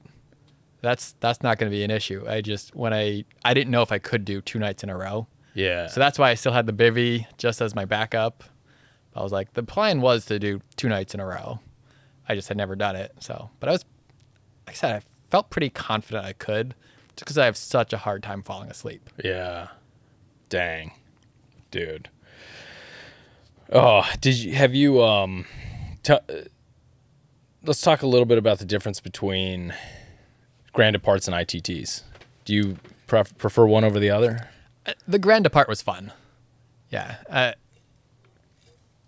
Definitely, if someone's going to do it, I would say that's probably the way to do it. It's, you've got more camaraderie and I don't know, just it felt fun. It felt easier that first day because, like, I don't know, you've got people, they're not supporting you, but you feel like you've got people around you who are rooting for you. And yeah, it was more fun. And then both of the ITTs, I started by myself and it's a little more lonely, I guess. Yeah. Yeah. 3 a.m. in Topak. Yeah. It's pretty 3 lonely. 3 a.m. in Topak. There's not much there. Did you stay at that hotel right there at the start? I did the first 2 attempts. Okay. So maybe that was my jinx. Maybe that's not a good hotel for me. And then the third attempt, I was like, I'll just stay in Needles at like the Motel 6 and save myself $150. Yeah. So then... That's a good move. Yeah, I mean, that hotel is great. That Topak 66. And if you're gonna do the Grand Depart, that was fun because everyone was staying there and everyone's in a good mood, and it's a cool atmosphere. But by the time I had been there a few times, I was like, I don't need the nice hotel. I can stay in this sketchy Motel 6. Dude, I stayed out in the desert with all the squatters when I did. Did you camp before? It was so horrible. It just was a bad idea. Not because of the squatters, just because like I have a newish dog, and it was our first time truck camping. Okay. And so I didn't really know how my dog was gonna settle in the back of the truck. And it's like me and my wife and our 2 dogs, and we're all kind of jammed in the back of my truck. And my dog just like stayed up all night and just looked out the window, like tweaked out all night. Yeah. And kept me up. So I didn't sleep well. And then we drive to the start, and it's 4:00 in the morning. I was doing a 5 a.m. start, I think. And so we were camped, 20 minutes away from the start line in the desert. We drive to the start line, and the ADOT people have both the off ramps closed for the Topak start for that one exit, and there's no other way to get to it. That's the only way is those exits, because they're doing like restriping or something at 4:00 in the morning. And so we drive like to the next exit, and we try to find a side road around. I don't know how you would get there. Dude, there is no way. There is no other way. It's all private property and fenced in and stuff all the way around. So that is the only way. So our plan B was, you just drop me off on the side of the interstate, and I'll grab my bike off the back and then ride to the start, and then start my ride from there, and then ride back. I guess that's your only option. By the time we got back there, they had cleared out and opened the exit ramp. So it was like this stupid chaos for just me. Add a little bit of stress to your lots of stress, dude. It was like dumb, but classic, 3:00 in the morning or 4:00 in the morning, and it's the only exit to the middle of nowhere, and it's closed. Dude, it was ridiculous. But anyway, so the Needles, that's the move. If I were to ever do it again, I'd stay in Needles. That sounds good. Yeah, that was cheap, and it's a quick drive to the start. So how about the finish? Tell me about when you finished. Who was there, like, right when you hit that state line? Yeah, so that was an interesting trail angel magic that happened. So my plan was, I'll get to the finish. If I feel good and it's early enough and I think I can make it to Alpine, I'll see if I can rent one of those little cabins that they have in Alpine. Yeah. And if it's late or I'm just dead, I can't move, then I'll just sleep on the side of the road there. So that was my plan. And right after Greens Peak and that section of headwind, and I'm feeling miserable, and that was my lowest point of the entire ride, that headwind section. Yeah. I'm on, I don't even know what road it is, but it's a paved road, and this guy is running towards me on the road, waving, and I'm out of it at this point. Like, this was by far my lowest point in the entire ride. And this guy's like, Tyler. And I'm like, what? And he's asking me something, and I didn't quite get it, or I didn't hear it. And so I must have thought he was crazy. He probably thought I was crazy. And so I went to keep going by him, because I'm like, I don't know what this guy wants. And eventually he got me to stop. And how does he know my name? Yeah, which the funny thing was, that didn't occur to me. Like logic was not working. It was out the point. window at that point. Like, I didn't ask how he knows my name. I'm just like, this weird guy's coming up to me. I'm like, I don't know. And he stops me. He's like, you're Tyler, you're doing Raz, right? I'm like, yeah. He's like, what are you doing at the finish? And I told him, I was like, I don't really have a plan. I mean, I guess I'll ride to Alpine when I can. Yeah. And he's like, dude, I'll meet you there. I'll pick you up. I was like, okay. So this guy, Mark Caminetti. You know Mark? Oh, I've heard stories of Mark Caminetti. Mark's amazing. Okay. So I was like, he's like, yeah, I'll bring you some beer. I'll make you a sandwich. Okay. And I'll meet you out there. I was like, yes. So he took me out of this like super low point, and I'm like, this is gonna be great. I'm gonna have a beer at the finish. I'm gonna have a sandwich. And so Mark has done some of these crazy rides. He's done like the Tour Divide multiple times. What do they call it? The Triple Crown. Twice, I think, is his claim to fame. Yeah. So he's done these amazing rides, and I was like, yeah, this is amazing. Please, like, yeah, pick me up. So he rode out to that, was it Big Lake? Yeah. So he rode his mountain bike or his e-bike out to Big Lake. Okay. And he met me there and just so we could chat while I like filled up some water bottles. And so we chatted for a little bit, and he's like, all right, I'm going to ride home. I'll get my car and I'll meet you at the finish. So yeah, at the finish, he's standing there. He's got his car. He's got a couple of beers. He's got 2 like ham and cheese sandwiches for me. It was like the best finish I could have possibly asked for. That's like, awesome. Because I mean, I was low on. I had no real food left. Yeah. You know, at that point, so I was like, well, for dinner, I'm gonna have my goos and my gels and all the stuff I don't want to eat. And so instead, he picked me up. We hung out there at the finish for maybe half an hour and just, you know, got to know each other. And then he drove me home. He lives in Springerville. Okay. So he's like, yeah, if you want to sleep on my couch, sleep on my couch. I was like, yes. No way.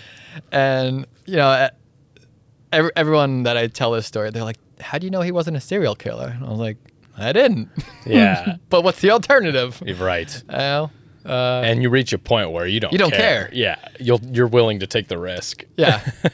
I mean, if he had told me, he's like, you can sleep on my couch, but I'm going to kill you in the morning, I would have still thought about it, you know? Like, okay. But no, he was amazing. Super nice guy. Just super genuine. Just, and it's super talkative guy. Yeah. And at that point, I did the math afterward. I'm at like hour 65 awake. Yeah. And I told him, I was like, if I'm not making sense right now, it's nothing personal. Like, I'm not entirely sure what you're talking about. Yeah. I told him that. And he's like, no. He's like, it's fine. It's like, I was trying to pay attention to what he was talking about. And like, my mind is just so foggy at that point. Dude. But yeah, so I got to, and then after I took a shower at his place, we went out, got a burger, got a beer in Springerville. And then I stayed at his house the next morning. Dude, I've heard Mark Caminetti is a character. He's awesome. Good and bad. I've heard a variety of stories. Yeah. I only saw the good. So That's great. Yeah. He was my trail angel. He picked me up and saved me a really lonely finish and cold finish. So yeah, I was super grateful. Dude, shout out Mark Caminetti. Yeah, he's the man. Dude. So then how was the aftermath? Getting back to work, getting back to your routine. Did you get back into your kind of normal cycle? Did you have any emotional ups and downs after the fact? Kind of from your exhaustion? How was your recovery? So after the fact, the next morning, Mark went to work, and then I rode my bike to the local U-Haul store in Springerville. Because I left my car at the start in Topak. So I rented a U-Haul, drove straight through to Topak, picked up my car, got some souvenirs for the kids and my wife at the Topak Hotel. So that was like a full day of travel. Yeah. From Springerville to Topak and then back to Scottsdale. So I got home decently late, maybe like 8 or 9 that night. But that morning, I could hardly walk. Like, just my legs were so tight and cramped up, and my feet and everything. So just really, really slow, just slow moving. Yeah. And then I took a couple more days off from work. So I think I was done. I got home on Wednesday, and then I went back to work on Friday. Because it was one of my coworkers' birthdays. So I was like, let me just go in. I didn't have to go back because I had taken the full week off, but they were celebrating her birthday. So went back to work on Friday and full week off the bike, like no riding. And what do you do for work? Physical therapist. Okay. Yeah. So I work in Phoenix. I don't really do much patient care anymore, just more like managerial stuff. Okay. So physically, it's not hard. So it's more of a desk job Right. at this point. Right. But then I took a full week off the bike, just didn't touch it, didn't want to touch it. Like, I was just so sick of sitting on a bicycle seat. Yeah. my butt was so sore. Yeah. Do you get saddle sores and I thought I did. Yeah. Because it was so painful the third day, where every climb I'd stand up the entire way, Right. and every descent I would just coast and stand up on the pedals. Right. So like my butt almost didn't touch the seat the third day. 'Cause Right. It was so sore. I was like, I'm gonna have these nasty sores. Yeah. And I didn't, which is, So I don't know what I was feeling. Yeah, maybe It was- just chafing or Yeah, it wasn't even like anything like that though. There was like nothing visually there. Yeah. So like the next day or 2 days later, my butt was fine, but just I was I was expecting to have to like, I don't know, get my butt debrided or something. Yeah. Like it was so painful. Totally. But there was nothing there. So. Interesting. What saddle are you running? It's the WTB Gravel Aero. Okay. Nothing like special about it. It's just kind of a standard saddle. I had tried a whole bunch of like nice ones. Yeah. Like I tried like the Specialized power saddles and some of those like 3D printed ones, Yeah. and none of them felt good. And then I tried this. It's a cheap saddle. I mean, it's maybe $70. Yeah. Some of these others are like $300 saddles. And, Yeah. Well, they I get- mean, it's so personalized or Yeah. individualized that it's like you have to go through this process. Yeah. And you got lucky. You got the Yeah, the I got, WTB. yeah, and that one worked. Not So the 3D printed. yeah. Yeah.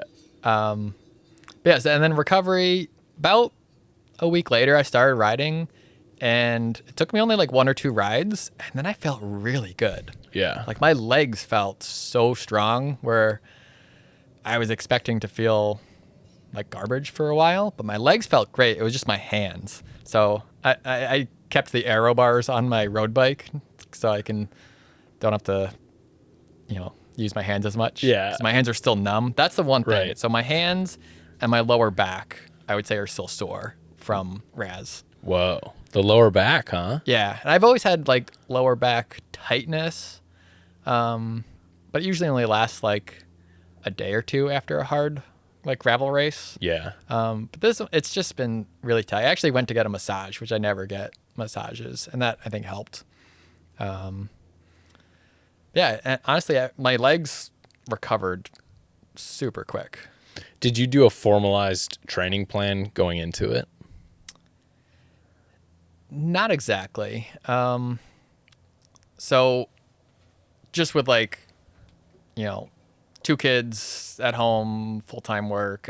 My wife rides too. Mm-hmm. So, and our kids are small that someone always has to be home. Like they can't stay home by themselves. So really I only have maybe 3 days a week to ride. So, which I think is actually good for me. When I used to ride 5 or 6 days a week, I wasn't any faster. So I do 3 really hard, long rides a week and just recover the other days. What is long? What would long be there? So like if it's a weekday ride, I would typically ride like Tuesdays, Thursdays, in preparation for RAS, and I'd start like between like 2 a.m. and 3 a.m. and ride until close to 7. So 4 hours, 5 hours during the weekday rides. And then depending on the Saturday, it would either be like a 6-hour ride, or I did quite a few like close to 12-hour rides through like the spring and summer. Yeah. And just try to do almost like an all-day type of ride. Do you have a bike trainer? No. No bike trainer. No. Yeah. So you're getting it in here in the summer, huh? Yeah. Dang, man. That's why. Early. So 2 some of a.m. those, yeah. So 2 a.m. wake up or 3 a.m. wake up, and twice I started late in the evening to do like the through the night ride. Right. And those were like 12-hour rides, I think. Yeah. And I think For me that works. I know some people like to ride more. I also ride hard. So like those weekday rides, it's with a group and, sprinting and attacking and, really full on intense rides. So it's not like a 3 hour, like steady. Yeah. So I tried to like do as much as I can in the 3 days. Yeah. It's interesting, the debate about whether you should go in this like zone 2, just stay in zone 2 Yeah. and go and put the hours in, or do intensity for shorter periods of time. I think the zone 2 thing, I think that's probably the most ideal if you have the 5 days a week. Yeah. But since I only have 3 days a week, really, like, I felt like I had to do more intense to make up for it. I don't know. That's just my opinion. That's very unscientific. Totally. It's bro science. So this would be like interval style training, like high intensity interval training. Like the stuff you would do would be similar to that. Yeah. Where you're doing these sprints and then recovering and then sprinting and recovering. Yeah. Yeah. And I would try to, one thing I've done since I knew I was planning on doing res is I've tried to keep track of my, what's called your normalized power for each ride, which is kind of like your average power, but it like smooths it out a little bit. But it was basically a metric that I could keep track of, and it would kind of tell me how hard each ride was. So I would play a little game with myself, like, all right, I'm going to be out for 6 hours. Let's see how high I can get that normalized power. Okay. And just beat myself up as much as I can for 6 hours. Right. And I don't think that's probably ideal training, but I always have at least a day of recovery in between where I'm not doing anything. Yeah. So it worked for me. What system are you using to track that? I use Strava. It's through Strava. Yeah. Yeah, the normalized power. Yep. Yeah. Yeah. And the normalized power, I think, is on my Wahoo. I see. Yeah. Were you a runner at one point? Yeah. You were an endurance runner? Yep. Yeah. So that was my first real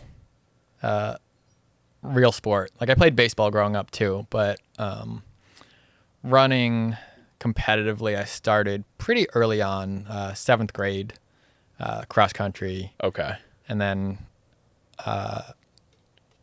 pretty much did that through middle school, high school, track, cross country, through college. Was on the track and cross country teams in college, back on the East Coast. And then after college, a couple marathons. I did a marathon in Connecticut and the New York City Marathon. Okay. And then when I was done with those, what about age were you at this time? So the marathons were, it was maybe like 26, 27. Okay. And I got to the point in my running career where I stopped improving.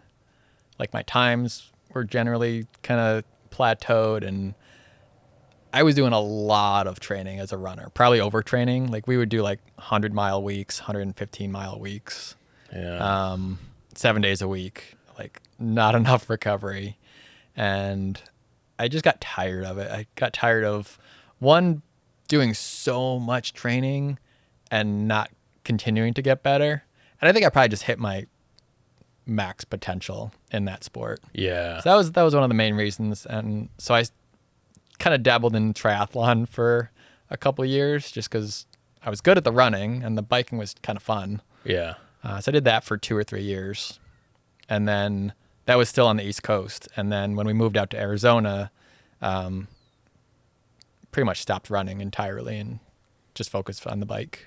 Have you ever gone out for a run and been like, dude, I'm so out of running shape? So what's interesting, this was a while ago, but it had been at least 6 or 7 years of no running. Yeah. And we were going back to Vermont for a week, and my wife was like, hey, there's this 7-mile or 8-mile race on this rail trail. You should do it. Like I was in really good biking shape. Yeah. I was like, all right, I'll do it. And I did really well.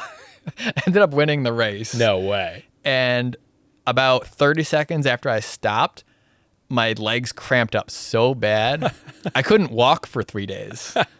So I still had that like running potential, Yeah. but I just had none of that running training. I really it took me weeks to be able to walk normally again after that. So Dang. it was a bad idea. Yeah. Yeah. I've been getting into this duathlon sort of concept lately, and doing like mixed stuff just because there's so much hike-a-bike and a lot of the mountain bike racing I want to do. Yeah. And so I feel like it's a good additive thing, but the time commitment, man, to do both, It's hard. And the thing is like the cycling gives you such great cardio. It's improved my running cardio significantly, especially at altitude, right? But then I am losing all of this impact training when I'm just doing the cycling, Yeah. And hike-a-bike doesn't really count. It's not the same thing as going out and like doing Pounding. a hard run and pounding. It's Yeah. it's a whole different thing. I think you'd have to like pick a really go do the Grand Canyon with your bike. Totally. When you're just hiking, a couple 100 yards and then getting back on your bike, it's not really training enough, I think. Yeah. You mean like the portage sort of situation? Yeah, with the bike on your back? Yeah. I think that's why people say that's the hardest thing they've ever done, probably because it's just such a, well, they're used to hiking, or they're used to biking a lot, ultra biking a lot, and then you have to hike however 14 miles or whatever, 21 miles, I think it is. I can't imagine. 21 miles with 60 pounds on your back, and you're not used to doing it. Yeah. And the pounding.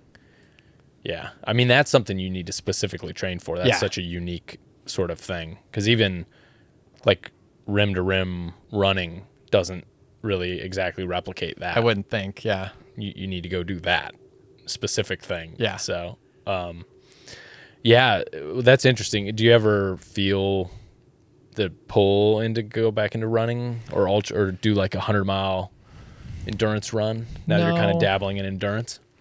I haven't, not much. I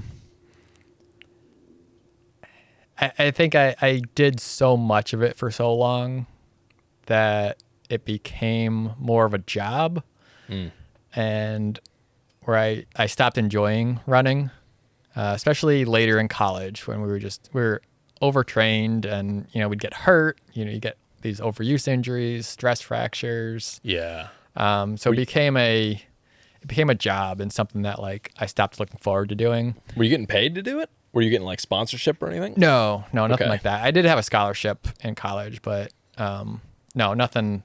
So it was like a job, but you weren't getting a paycheck. Right.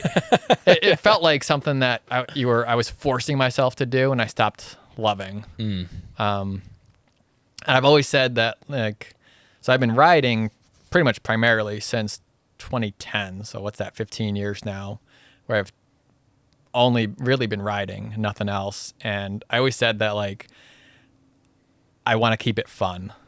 And it still is. There's almost never a ride where I don't want to start. Yeah. It's just, to me, it's so much fun. And my friend Tom and I were talking on our group ride last week, aren't bikes fun? This is so much fun. Yeah. And it is. And, there's been people that I rode with, 10 years ago that were super intense and doing the interval training and get a coach and periodic block training and just so serious with the scientific part, and they don't ride anymore. Yeah. And the people that are still riding, that I was riding with 10 years ago, I think just have more fun. My buddy Sally, we rode 10 years ago, and we still ride a couple weeks together, couple days a week together, and she just has fun doing it. Yeah. And I think that's cool. That's what I want to keep doing. Yeah. Well, and be serious about it, because I like competition. Right. But have it still be fun. If it's not fun, then I think you got to find something else to do. Yeah, and that for me, those two things are in the ultra bike packing world somewhat.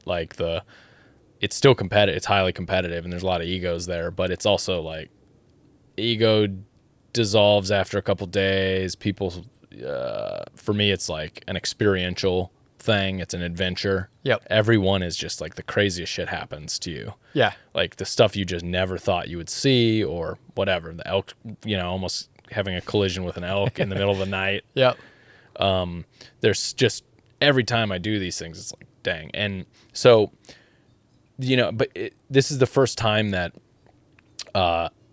we're starting to see a lot of this crossover where roadies are getting into gravel, and then gravel is now exploding into this like semi-ultra scene, where they have multiple ultra gravel races, high profile races that are popping up. The one in Kansas, I always forget the name of it. It's a big one. Unbound. Yeah. Unbound is like the biggest, most popular, notable gravel race, Yeah. ultra gravel race. Not really bike packing. It's like a, whatever. I don't even know how many hours they finish, but I know it's a one push sort of situation. Yep. The 300, I think. And there's like this spirit of bike packing of ultra bike packing and adventure cycling, that is not that competitive. It's competitive, but it's there's all these other factors in it, that I really like.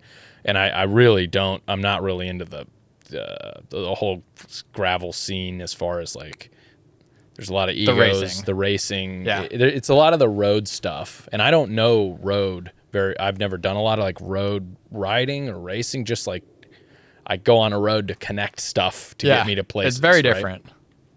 Yeah. It's also very full of history. And there's like a lot of, I don't know, it's like just a whole different thing. And now there's this Venn diagram of these, two things, and and you're a part of that, right? Yeah. You're a part of the middle of that. Yeah, I'm in the middle, I think. And I like all three. I've done a lot of bike packing and touring, just solo. And to me, that's more for the adventure. Yeah. And then I've always liked competition. Like even as a kid, I was always very competitive. From running to, backyard sports to ping pong, like everything. I was very competitive, and if I'd lose, I'd be throw a temper tantrum type of kid. Got it. Yeah. So I still have that. And this race, I think, is the first time that those two parts of myself have come together. Because bike packing to me is very different than gravel racing. Yeah. Totally different. But Raz was kind of both.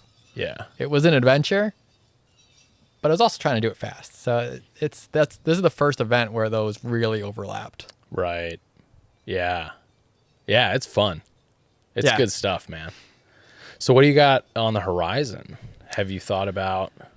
I don't know.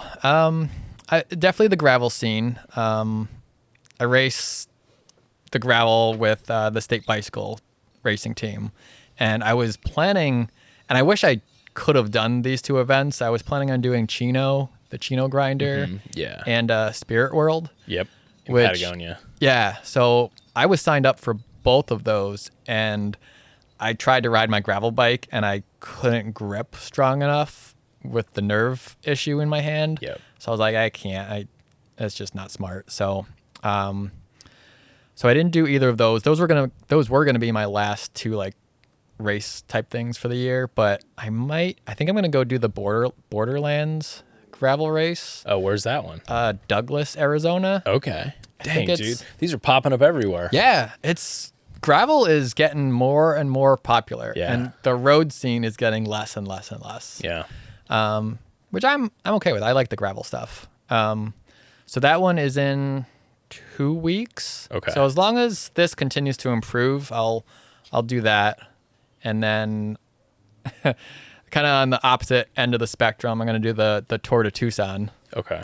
Which is, very different from Raz. But that's just a fun one. And in what way? I've never. So the Tour de Tucson is, I don't know how many thousand people, but a few thousand riders, group start, and it's a huge peloton, like hundreds of riders packed shoulder to shoulder. Ugh. sketchy. Yeah. I've only done it one time. I was lucky enough to be like off the front in a group for like 3/4 of the ride. We got caught, but so I didn't have as much of that like group. But when they caught us, still had a group of a couple hundred, and it's just, yeah, you're bumping elbows, and I remember it's going from 2 lanes down to 1, and the guy next to me hit a sign Whoa. that was in the road, and like it's just. What is the etiquette there? Like, not do you much. just kind of It's shoulder your way in? Is that an appropriate thing to do? Like, that's accepted, and if you crash because somebody knocked into you, it's kind of. It's I mean, you have to provide yourself some space and like keep your elbows out. If you're not overlapping someone's wheel, you're probably okay.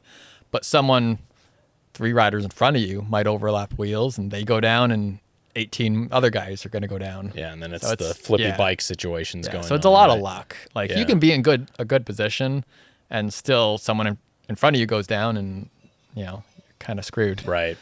Interesting. Yeah. There's got to be what's the draw for you for that? Like, to race that? I think it's more like the competition. Yeah. And I have a road racing teams with Bicycle House in Scottsdale. Okay. So we're gonna go down with maybe, I think like 8 guys. So we'll all stay at an Airbnb together and have dinner the night before together. So it's a team thing. Right. So that's fun. And I always felt like I was good at road racing. Like I'm good at kind of navigating a pack, and I'm pretty light, so I'm a good climber. So, when these road races get hard, which is mostly on the climbs, I can usually stick with like the front group. Yeah. So it's fun. It's more like that. You feel like you're in NASCAR. Yeah. Well, and the energy. The right? energy. Like there's like people cheering, and there's the community of it. There's just like a ton of energy going on. Totally. Compared to a self-supported bike packing race where it's like it's just you and the elk in the dark. Yeah. It's just so different. It's so dude. different. It's wild. There's not a lot of people that do both. No. It's like you like the road racing crit scene, or you like, the ultra, Grand Canyon, Yeah. Don't talk to anybody for 2 days. Yeah. And then you forgot how to communicate with a Circle K employee. Yeah. So, hey, do you ever do cyclocross? I think I did one cyclocross race a long time ago. I crashed pretty hard. Really? And then I stopped. I decided that wasn't going to be my thing because my wife got really into it. Oh, okay. And she did all the cyclocross races for a few years when our kids were really little. Yeah. And so I would just go with the kids and watch mom. Right. So that was super fun. So once we had kids, I used to try to do everything bike. And then once kids came around, I was like, all right, I'm going to stick with the road stuff. Yeah. Like Annie, you can do the mountain bike, the MBAA stuff, the cyclocross, and we'll each have our thing. And then, because it's too hard to do everything when you've got kids. Right. Yeah, totally. So she kind of took that scene, and then I took the road scene, and then really only the gravel stuff started because road racing just kind of went away. There's like 1 or maybe 2 real Arizona road races left. Like there's just not a lot there. And then all these gravel races started popping up, and to me it's the best part of road racing, where it's hard but you can still stick with a group and like draft and work with a group, or there's breakaways, and that to me that part of road racing is fun. What I don't like about road racing is when it's a flat easy course and it's just whoever sits in the best and has the best sprinting legs and sprints the best is going to win. Whereas gravel racing, you can't do that. You can't just sit in a group. It's too hard. Right. So that's kind of where the gravel started. And I think I'll probably stick with that for a while. Yeah. Yeah. Close calls with cars and stuff on the road? I got hit once, but that was a long time ago. The only time I ever got hit by a car was in a triathlon on the East Coast. And I was by myself. There was I couldn't see anyone in front of me. There was almost no one behind me, and a car just came across the road and T-boned me. Dang. So that was just a weird fluke thing. But on the road, like Scottsdale, I've thankfully never had any accidents like that. I mean, I've crashed. I think everybody that does the road group rides crashes eventually. Oh, really? You know, because it's just, you know, you can be a great bike handler, which I'm not. But even the great bike handlers crash because of someone in front of them goes down. Right. You know. Yeah. So Uncontrolled circumstances, and you can do everything right, and someone in front of you is down. You know, there's not enough time to react. Can't bunny hop them. Right.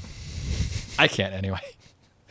Dude, I've had a bunny hop logs in the middle of the night that were like in the bike lane, perpendicular to the bike lane for some reason, on Verde Valley Randonnée one time. Oh man. You know, and it's 24 hours in, and like my lighting, I don't really have the best lighting. I should probably look at upgrading my lighting situation. Yeah, same here. I run it pretty like conservatively and low, and on these you're just going so fast on the gravel that it's or you know, compared to mountain biking you can get away with a lot more stuff. Yeah. Like low lighting, because you're just going slower. You're going slow. But the more technical terrain, but then when you're riding, you know, you're 14 miles per hour, and all of a sudden there's a big log. Anyway, I bunny hopped it successfully. Nice. I don't know how it all happened. I was like, oh. I think you have cyclocross in your future. Dude, I don't think yeah, maybe I have it in my future, but you know, I don't think there is a cyclocross future. Is there? No, Is I think kicking? it's dead. Okay. I think it's dead. It's all gravel now, right? Yep. Yeah. Sweet, dude. Well, I'm looking over my notes here, and I think I think we pretty much covered everything. Yeah, I how about a rapid fire question for you? Yeah. Or a couple rapid fire questions. I Shoot. randomly bring these in. Cool. Totally not bike related, but since you spent so much time in the outdoors, have you ever seen anything weird, paranormal, aliens, Bigfoot, weird stuff in the woods? No, but I thought someone was following me on this ride. Rim Road after Forest Lakes, where I guess the alien abduction thing. That's why you made me think of it. The Travis Walton. Yeah. So I'm out there middle of the night, and it's rocky out there. Yeah. And I just hear this high-pitched whistling. What? And I'm like, that sounds like a person. Like, I was like, all right, maybe I'm hearing things. My mind is going mushy. Like, I kind of ignored it. And then a minute later, I hear the same thing. And it's like moving with me. It's like, it's not any further behind me than it was a couple minutes ago. Whoa. And this went on for like 10 minutes. And I was like, it's got to be a hunter, like whistling for, I don't know what hunters whistle for. I don't know. But it turns out, so I had no idea. I was like, is this a paranormal thing? Is this my brain playing tricks on me? Is this a person messing with me? Yeah. And Mark Caminetti out there in the woods. Like, and it that was like my one like freaking out moment. Like, you never discovered what it was? Only after the ride. Okay. I told my friend about it at work, and she's like, oh, that was elk bugling. Okay. I was like, no, like elk bugling, I was picturing like a low pitch, like a moose call, or I don't know what I was, but it's this high pitch, like whistling. Yep. And so she played me a snippet of it on YouTube. I'm like, oh yeah, that was an elk. Yeah. But multiple elks, must probably. of them that were like heading the same direction. Right. So I kept hearing it for a good 10, 15 minutes. So, dude, it totally sounds paranormal if you've never heard it and haven't experienced it. Yeah. I mean, so on the first screen ride, it was hours of that all around me. It was unbelievable, dude. Like hours and hours. I had my headphones in and I was listening to a podcast, and I could hear it through like all the noise. Like it was wild. Yeah, it doesn't sound animal like. It sounds like a person. Yeah.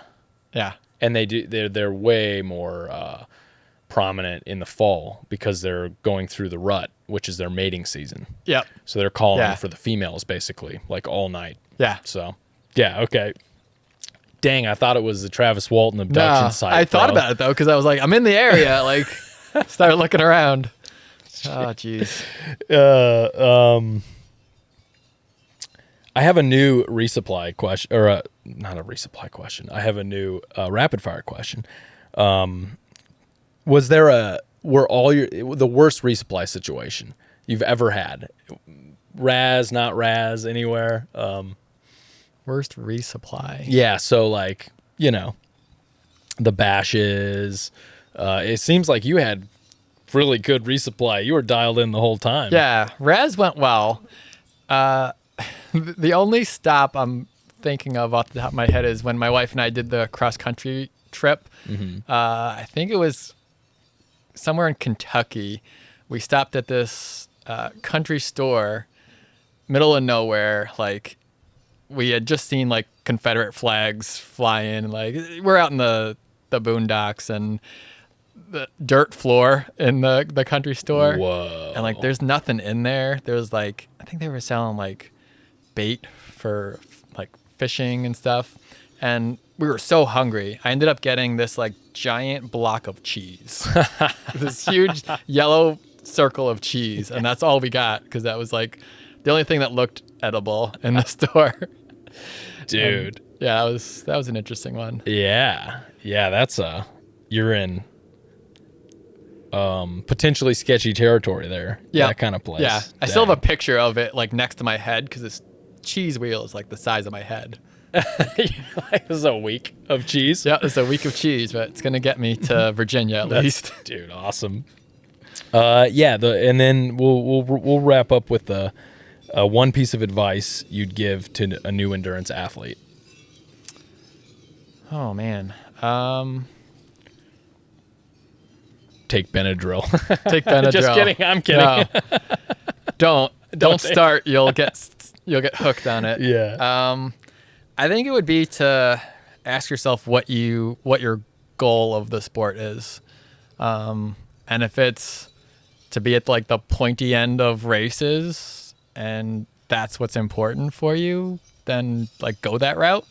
So like, get the coach and do the interval training and that stuff. But like really, really identify what you want as your goal of the sport. And that was my goal for years and years and years, running.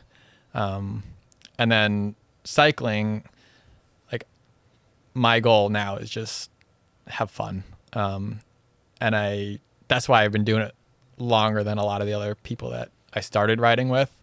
They started and got really serious and then quit because it stopped being fun. Yeah. So, for me it's still competition. I love competition, but for me competition is fun. And if it wasn't, then I'd go do something else. Like when I stop enjoying racing, I'll probably just do the bike packing. Cause I think that'll always be fun. But for now, I would say identify what your real goal is. Yeah. Yeah. Nice. Cause everybody's different. Yeah. Well, and some people, it's got to find you. Yeah. You know what I mean? Like it has to make its way into your life, and you're like, oh, hey, all of a sudden I realized I like this thing, Yeah. So yeah, it's like picking a college degree when you're 18. Sometimes it's like, I don't know what I want to do. Exactly. Yeah. Yeah. But keep it fun. Yeah. That's the big thing, especially long term. Like I'm 40. I don't know. How old am I? 41. Yeah. Okay. Like I'm not trying to go professional or anything. Like I'm just trying to stay in shape and have fun. Right.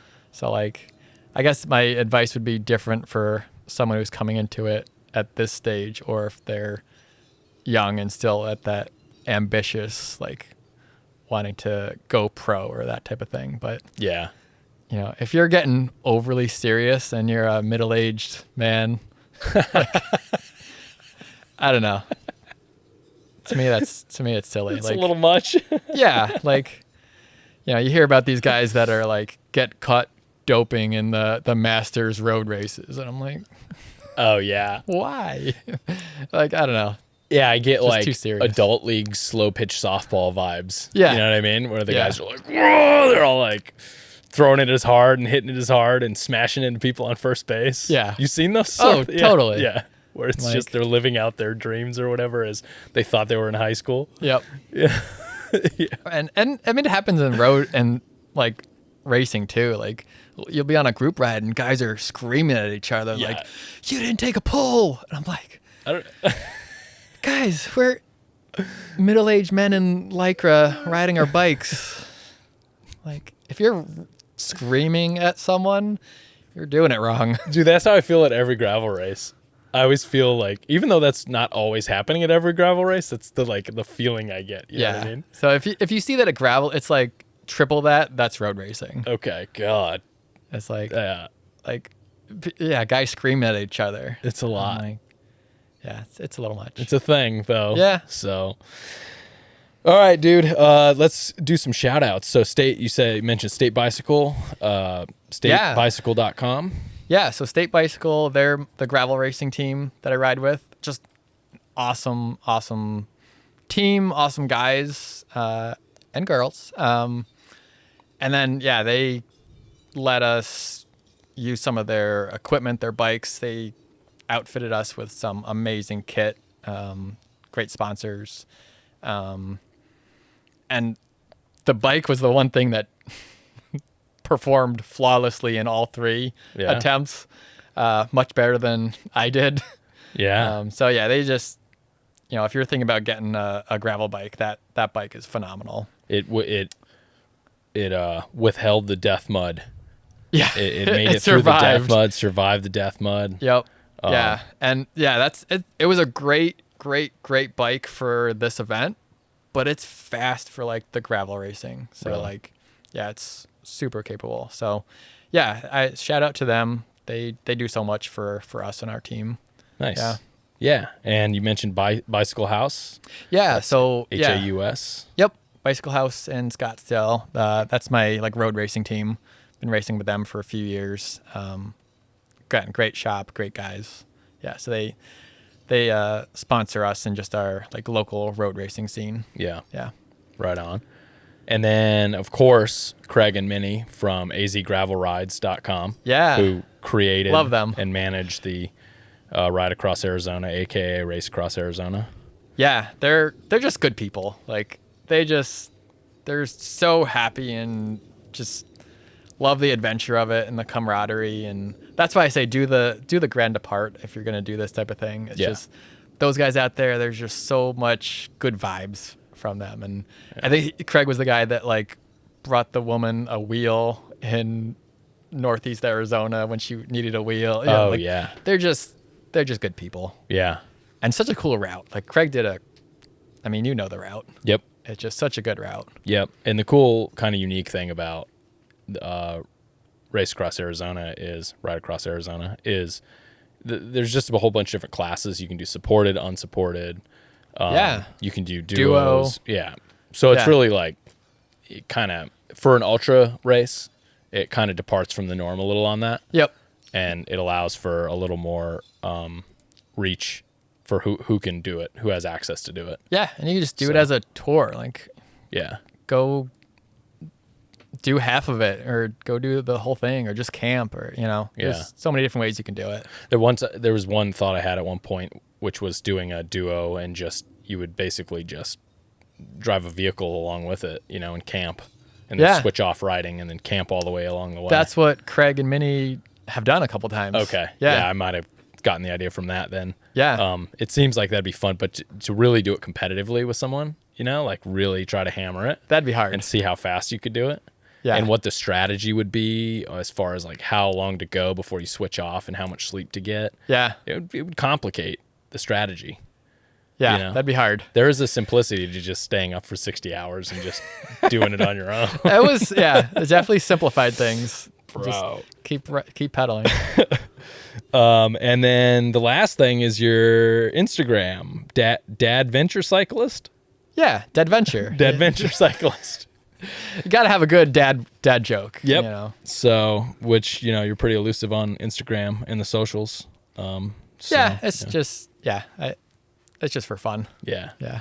So, all right, cool. Anything else? No. Group? No. Thank you for doing this. And yeah, I love the podcast. Thanks, dude. It's getting bigger and bigger. Thanks. Yeah. Thanks for letting me use your space here. Yeah. So it's this always is awesome. nice to have a location that I'm not like in a city park somewhere, not knowing what's gonna happen. Yeah. If there's gonna be any homeless people walking through It's always a gamble, dude. through your camera. Or someone like weed whacking right there. Yeah. So appreciate it, Tyler. Yeah, And for hey, sure. thanks for being you, and thanks for coming on the podcast. Thank you, man. I appreciate you.